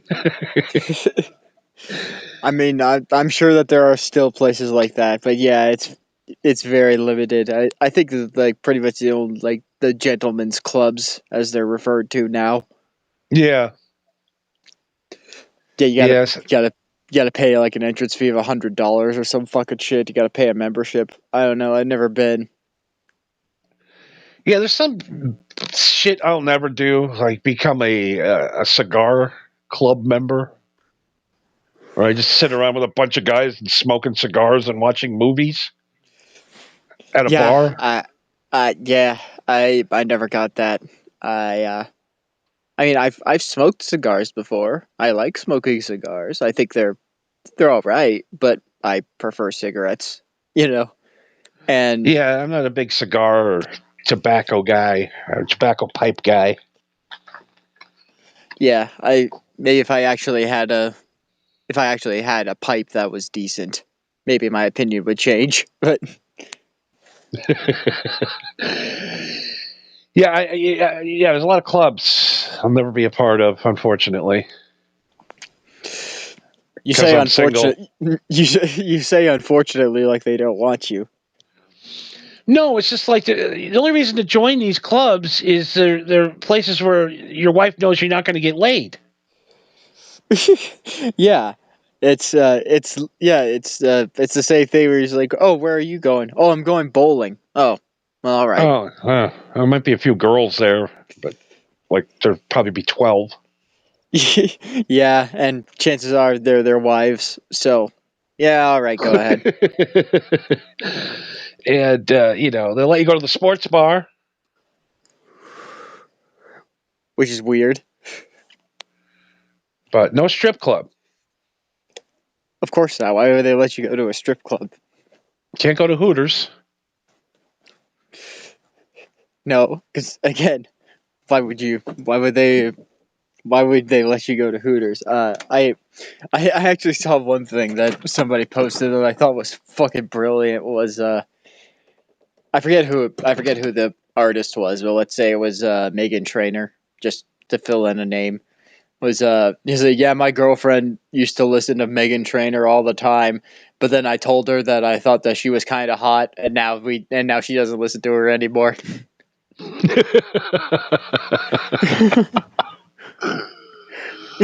Oh God,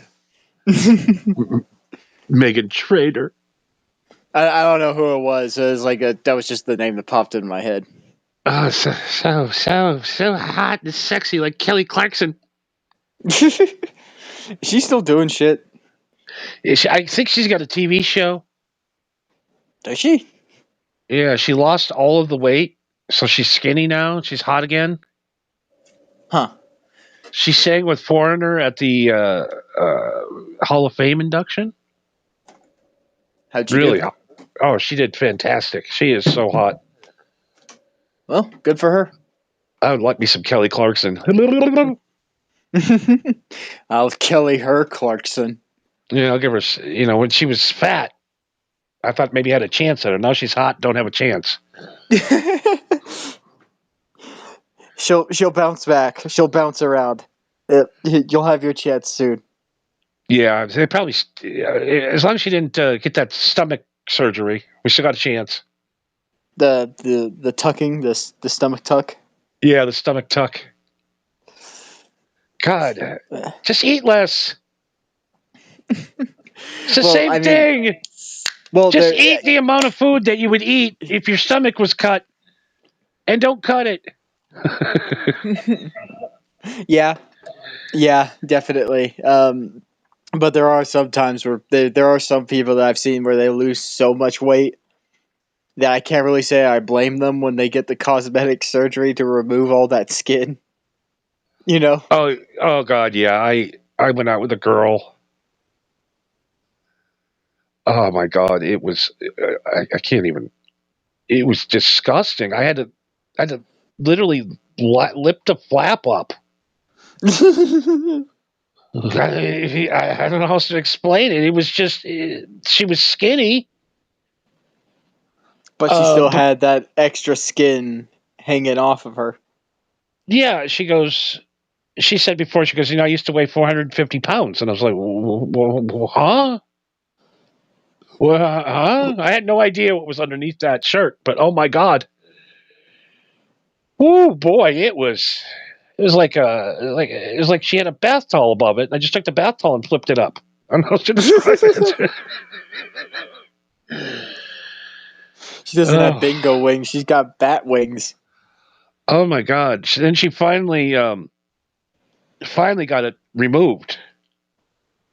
Yeah. Again, I can't really say I blame you on that one. I imagine not just for cosmetic reasons, but I would imagine that shit would just get annoying. Yeah, it was like she was melting or something. Like even her breasts were like long, but there was nothing in them. It was like a deflated balloon of a human. It's weird. Yeah, it's very bizarre. It's very weird. And did it stop me? No, it didn't. The weirder, the better. I didn't expect it to slow you down. I didn't expect it to at all. But yeah, and then afterwards, it looked like she got attacked by Freddy Krueger. The scars and it was just. Of course, it looked better, but at the end, it literally looked like she got knifed in a knife fight. Well, yeah, she lost a shit ton of skin. How the hell are you going to do that without getting some scars? So that sucks. I mean, you lose all that weight and you look worse. I don't know if I would say you look worse, but you look comparatively better. Would you rather have a fat chick or a chick who's got scars? Oh boy, I like. Okay, here's my thing with overweight women. Okay. If overweight women are self-conscious about being overweight, I can't stand them. I don't want to be around them. It's if they're overweight and they don't give a fuck, it's just like, this is my body. What am I going to do? I can't fix it tonight. Let's go. That's the kind of overweight woman. Confident women who don't give a fuck about their body. You know what I mean? I got you. But the ones that I have to turn the lights off, put blankets over them. Maybe I had one woman have me put a blindfold on because my body's terrible. You know, it's like, come on, just have some confidence. It's all about confidence. It really is. It really is. I finally, at this point, I'm attracted to confidence more than looks. Because you've dated some super hot chicks that, you know, they're duds when you get them in the bedroom. You know what I mean? Oh yeah. I've definitely even not even getting into the bedroom, just even talking to some chicks. Where I was like, yeah, she's real hot, and then I talked to her, and then 20 minutes in, I'm just like, I can feel my brain cells committing suicide one by one as time goes on. If I had $1 for every chick talking about what she did at Sephora for 2.5 hours, I'd be a millionaire. I don't care about your looks at all. I just want to hang out with somebody cool. And you're not cool. You have no intelligence. Your only job in life is to look good. That's all you talk about. Well, yeah, they spend so much time putting in all that effort trying to look pretty. What else are they going to talk about when half of their day is just looking pretty? Fashion, makeup. So that's all they do. That's their whole life. Yeah, I dated a girl one time, and she would take me to go clothes shopping with her, and I was the absolute fucking worst when it came to picking clothes. Because I genuinely don't care unless the clothing attire is like blatantly fucking ugly. I don't fucking care. A shirt's a shirt, you know. But she would just constantly pull out these she's like, oh, what do you think about these dresses? And I'm like, they look the same. And she's like, no, this one's a seafoam green and this one's a lime green. I'm like, they both look green. And he's like, well, just pick one. I'm like, okay, the seafoam green. I'm like, this is the lime green. That one. I picked that one. Like, does it fucking matter? Yeah, what does it fucking matter? It looks the exact same to me, so I picked that one. What is it? I'm not going to remember which one is which. It all looks the fucking same. My goal is just to get you out of these fucking clothes, not get you into clothes. Yeah. I don't want to see anything you're wearing. I just want to see you naked. All right, before we leave tonight. Yes. Clothes shopping. Yeah, God, you know, God. Oh, I remember those days. Thank God. Thank God for Amazon, man. Chicks aren't even going shopping anymore. Yeah. Although, the one downside is that now you have all these fucking cardboard boxes everywhere. Everywhere. Women buy 30 outfits just to send 29 back. And that alone boggles me. Even if I get a shirt that doesn't fit, I at least find some purpose for it where I like turn it into a rag or something. I find some purpose for it. I'm going to tell you ladies right now, and I know you don't like when we say this. Go to Old Navy, spend $200. It's all the clothes you need for the rest of your life. If not Just the rest of your life, at least the first 5 years. You don't need. Stop wasting money on clothing and bullshit. Really, it's just a waste. Yeah, why are you spending $800 on a pair of jeans with holes in it when you could drop $20, $40, $60 on a pair of jeans, and you could just cut the holes out of it yourself? It's ridiculous. You know, when I was married too, I'd come home, I'd see the bags, and I'm like, how much did you spend today? Yeah, I don't want to tell you. You're gonna get mad. You're not. I don't want to tell you. You're gonna get mad. Well, why would you do it then? You know what I mean? If you know it's gonna make me angry and yell at you, why would you do it? Because she wanted it. Because they wanted the goddamn attention. Yeah. You got it. They're a needy little puppy when you got a girlfriend. You got to feed them all the time. You got to pet them. You got to tell them they're pretty constantly. You got to train them.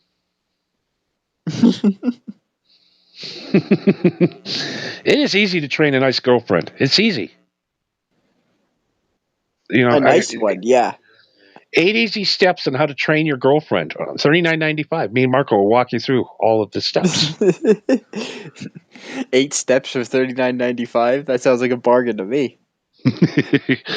You'll be trying women on like hats. It ain't called a hat trick for no reason. Yeah, and then I'm like, just tell me how much you fucking spent today. Oh, it's $3,800. $3,800. That's 2 mortgage payments That you just spent on clothes and shoes and makeup and bags that are literally going to sit in the closet and never be worn ever again. Yep. A closet full. I had a $100,000 closet when I was married, full of just bullshit. That's why guys are angry. That's why we can't say what we want to say, because then we lose half the stuff. Yep. We lose 80% of the stuff. We lose 80% of the stuff while we're married, and then we lose the last half of it with the 20% that's remaining, leaving us 10%. Yep. Exactly. That could have been solved by one easy purchase of a fleshlight over at our friends at Adam and Eve. Put in the code 2stoned right now for 10% off. WO stoned, not the number 2. Don't get that confused. Yeah, we are here. All right, we are we're done already. I can't believe it. It's crazy. Yep. We got our music. We got our music shit out of our system. So next week we'll get into some more crazy stuff. I got a lot of cool stuff prepared that I was going to do tonight that we didn't get to. Oh, whatever. We'll save it for next week. That tends to happen when we talk about, just talking about music in general. Every now and then you just say something. You're just like, oh yeah, sure. But every now and then someone says something. You're just like, what the fuck are you talking about? Yeah, maybe we should do something. We got to do some cute stuff. I was reading stuff to do on your podcast too. So it's different. Number 1, play a game. Play a game. Ugh. Gonna play a fucking game on a podcast. Get the fuck out of here. We're going to play patty cake. Well, we're gonna play fucking Monopoly and put the board on the screen, show you what we're doing, move by move. Yeah. So come up with a game like this is a morning zoo. All right, what's the next one? Paz says it's a great show tonight. Thank God. Paz says it's a good show. It's a good show. He says he doesn't say anything. It's a bad show. Yeah, good show. Yeah. Thank you, Paz. If anything, if Paz says that the show is bad, then I would be genuinely concerned. Now, this is a man maybe in the middle of almost losing his life in one of the greatest post 2K hurricane storm systems over his area right now. There's thunder, there's lightning, there's winds, and there's a lot of gators that get crazy down there. End up at your front door. You heard of Sharknado? Get ready for Gatornado. Gatornado. Gator. Gatornado. Those are the Nader Gators. That was a great movie when they flushed that alligator down the toilet. And then 30 years later, it ended up being this giant alligator in a pool in New York. Yeah. I can't remember. Was it Gator? The name of the movie? I don't remember. I don't remember either, but I do know that movie literally had people scared about having alligators in the sewers for decades. Yeah, there was like a point, like, I don't even know, like, was it in the early 90s where they were like, just every movie's about an animal killing you? Killer bees. Yeah, killer bees, giant shark, dinosaurs, fucking piranhas. Yeah, and, I'm really upset there's no more Sharknadoes being made. Oh, you really want Sharknado 6? Oh, I love Sharknado. See, I love the first one, but that's only because I loved how bad it was. But then after they realized that people loved how bad it was, then they really leaned into how bad it was, and then it got unwatchable for me. Yeah, it was just about the cameos in the last ones. Like Stuttering John got eaten by a shark. He did? In one of them. Yep. Stuttering John got attacked. All the Howard Stern guys were on there on one of the movies. Huh. David Hasselhoff got eaten by a shark. And David Steve Hasselhoff Sanders. and Stuttering John were in the same movie. Yes. The great Stuttering John. The acting chops of that man are unreal. Yeah, he sure knows how to get eaten by a shark. Yeah, there's no more disaster. I don't know. There's just, I don't know. There hasn't been one movie out until September, which will be Spinal Tap 2, that I give a fuck about. Yeah, I can't really think of another movie that's come out that I really Like had every any year, interest. there'd be like, the blockbuster movies. What are the blockbuster movies that are coming? There are none. Well, it's because the term blockbuster isn't even relevant anymore. People aren't lining up around the block to go to the fucking theater anymore. Yeah, it's a sad world we live in. Unfortunately, it's just going to be a giant Amazon warehouse. Yep. We really won't even need gas stations later on. It'll just be giant charging stations. And if you don't follow protocol and you don't meet your quota, then you charge the charging station. And what else we're going to have in the future? That's it. We'll have Amazon and food. And 3D printed synthetic meat. Oh, I can't wait to taste that, huh? Oh yeah, I'm sure it's gonna taste just like the real thing. I wonder if it does. I doubt it. And I wonder if I would even allow my mind to think it does, even if it did. You would gaslight yourself into eating 3D printed meat if it... I think if for me to eat 3D printed meat, I would have to have somebody not tell me it was before I ate it. Okay, so you're telling me that I could give an honest opinion, just like, hey, that's a kind of a dry steak, don't like it. And they're like, oh, that was 3D. And you're like, oh, yuck. Right, okay, so you're telling me that if I put two steaks in front of you, and I told you had to eat both of them, one of them was 3D printed, one of them's real, no barbecue sauce, no nothing, you have to eat it just plain. Well, then I would sit there and try to figure out in my mind which one was real and which one wasn't. If you just told me these are the same steaks grilled two different ways, I'd be like, okay. Which way do you like better? What grilling technique do you like better? I'd be like, okay, I'll try it. Then I would try it. But yeah, I don't know. Maybe we were eating the shit in McDonald's already. They got you think they got a 3D printer for the fucking hamburgers? I'm pretty sure it's coming, right? Yeah, if they get the 3D printed meat down, then yeah, I'm sure it will. It'll hit us eventually. But what is the 3D printed meat actually made of? What is? I mean, you have to have some kind of something in the tube to print with.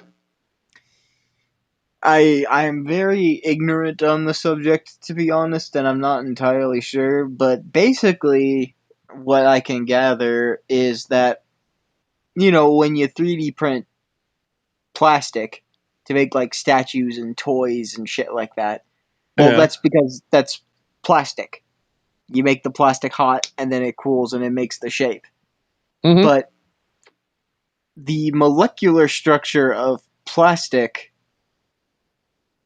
is the reason why it does that when you heat it up, and then it cools and it turns into that shape. So theoretically speaking, if you had the chemicals and the molecules that is in a biological form like meat, and you had the raw materials on a molecular level to where you could slap them together and basically convince the atoms that this is beef because it has the same molecular structure as actual beef. That's crazy. Now, will that actually work? I don't think so, but we'll see. Yeah, I mean, I'm seeing it. I see that it's been done. Yeah, it's been done, yeah, but I doubt that it'll actually take off. I hope that it doesn't take off, I should say. Because I don't. That's how they're talking about feeding people on Mars. Is 3D printing meat, which Well, for yeah, survival I understand. yeah, for survival, sure, because you're on fucking Mars. You can't go hunting on Mars. Man, that would suck, man. Your nearest Walmart is what 9 months away. Yeah, yeah, exactly. You gotta wait for shipments from Earth to reach you. So yeah, you gotta come up with some sort of fucking food source. Apparently, Paz is being killed by the fog. Oh, fog. Yeah, fog's fucking brutal. I don't even know what that means. Is that some kind of code video game thing? No, I think he means literal. Oh, real fog. Yeah. I'm starting to be that old dipshit man. These guys said fog. These young hip guys, they said fog. Oh, wait a minute. This is code for something. It's slang. Yeah. It's something that these Gen Alpha kids say. What is fog? Yo, homie. It's the fog killing you, yo. At this rate, it might as well be the stupid shit people say now. Goddamn orange peels out there. Exactly, yes. All right. Anything before we leave tonight? We didn't really have anything planned, so it was a free-for-all tonight. Yeah, pretty much. I did want to do a segment on incels, but we'll save that for next time. Okay, yeah, I got if we're going to do a segment on incels, then yeah, it'll give me some time to find some particular interesting pieces that I know about. I need, yeah, incel. We need incel intel. Incel intel. Eric, that's the name of the show. That it is. Incel intel. Oh my God. Beautiful. Can we fix America, Marco? Are we the Bill and Ted that are going to write a song that saves the world? God gave rock and roll to you. Oh, I think he's gone. He's had enough. Hello? Oh, there you are. Oh. Yeah, I don't know what happened there. But to answer your question, we might be able to save the world, or we might just make it actively worse. Whichever one's Yeah. easier. Yeah, maybe it's good that we don't get these guys from out of the computers and into Applebee's and Chili's for dates. Yeah, maybe it's for the best. Yeah, take your ladies to Chili's, guys. That's my best advice. Thank you, Pause Reality. He was talking about the movie where the fog killed the people, not him personally. Oh, yeah, I forgot about that movie. Thank you for your patience, Pause. By this point of the night, me and Marco are so fucking high, we don't understand anything. Yeah, it gets to the point where it's like, all right, we got to wrap up the show. Like, all right, that sounds good. And then we're a half hour into when we said we're wrapping it up. It's, oh, fuck. You've got the devil blowing smoke into Marco's face here, so we got to get out of here. Yeah, I already have breathing problems enough. I don't need Satan helping me. All right, so check us out Monday on the Twitch stream, MARCOVEE193 over on the Twitch stream. And if you missed it there, you can check out. Now, is it live on YouTube also?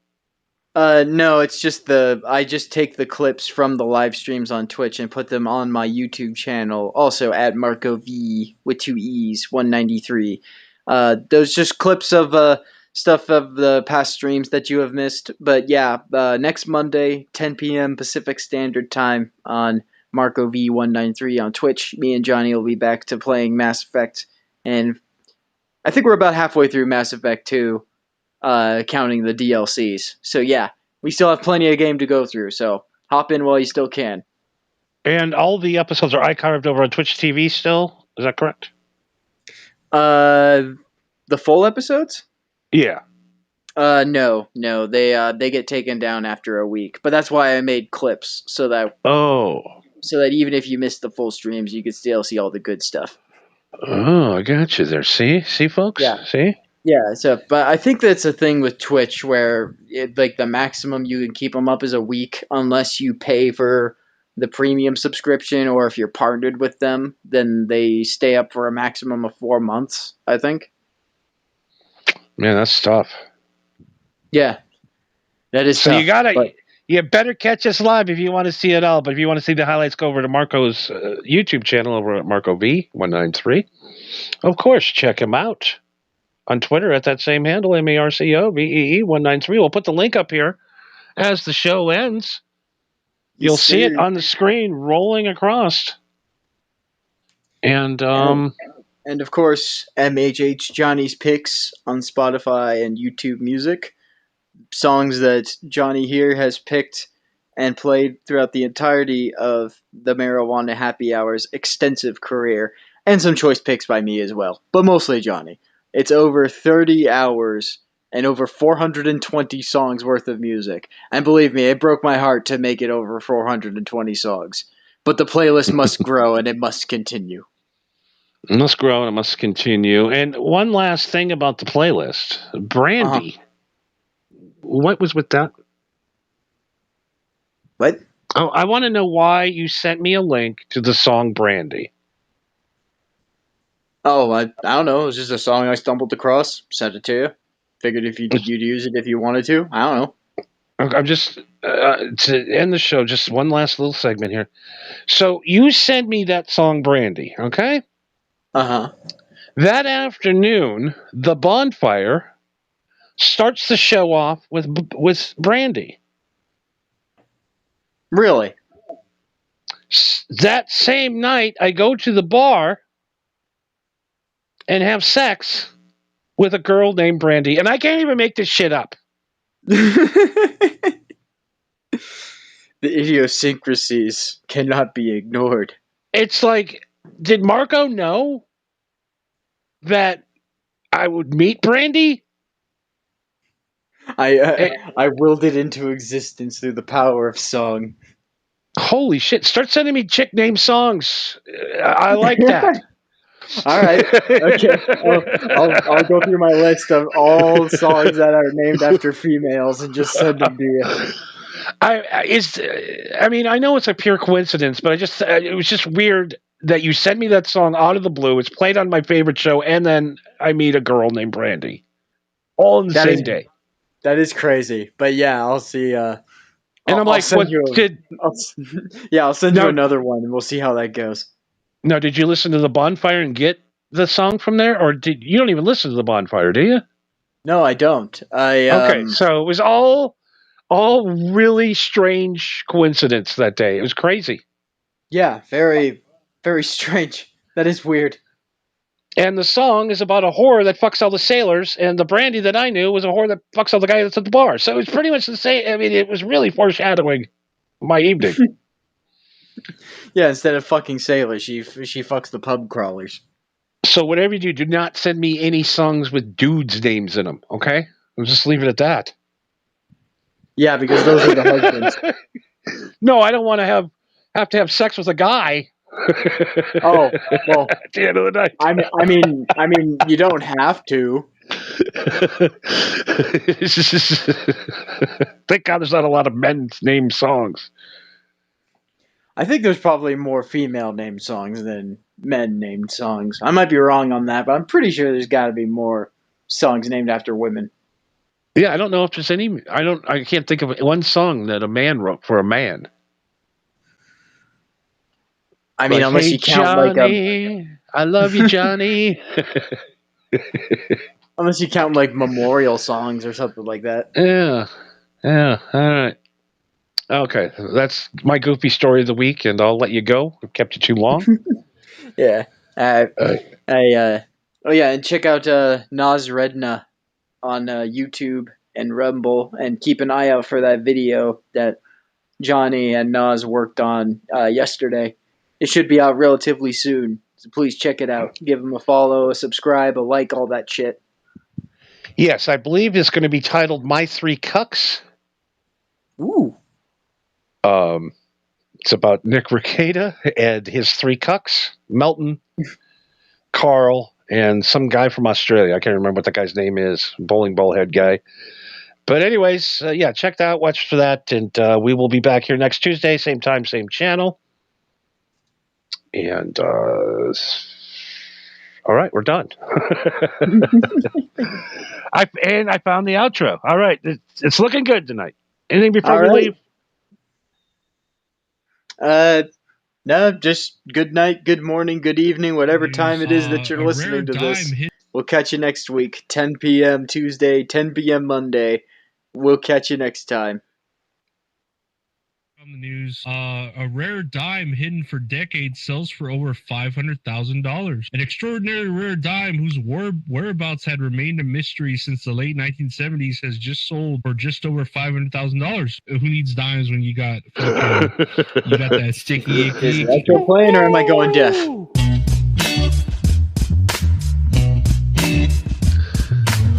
Subscribe to That's All Funny. Subscribe to That's All Funny.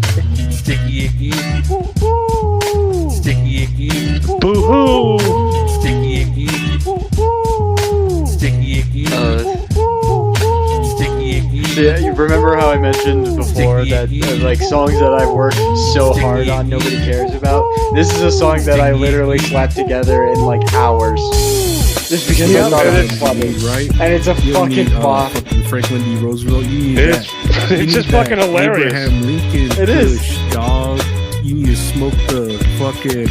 Just how energetic and how upbeat the song is, and just how monotone Lorenzo is. It's just so Underground Railroad shit. Motherfucker.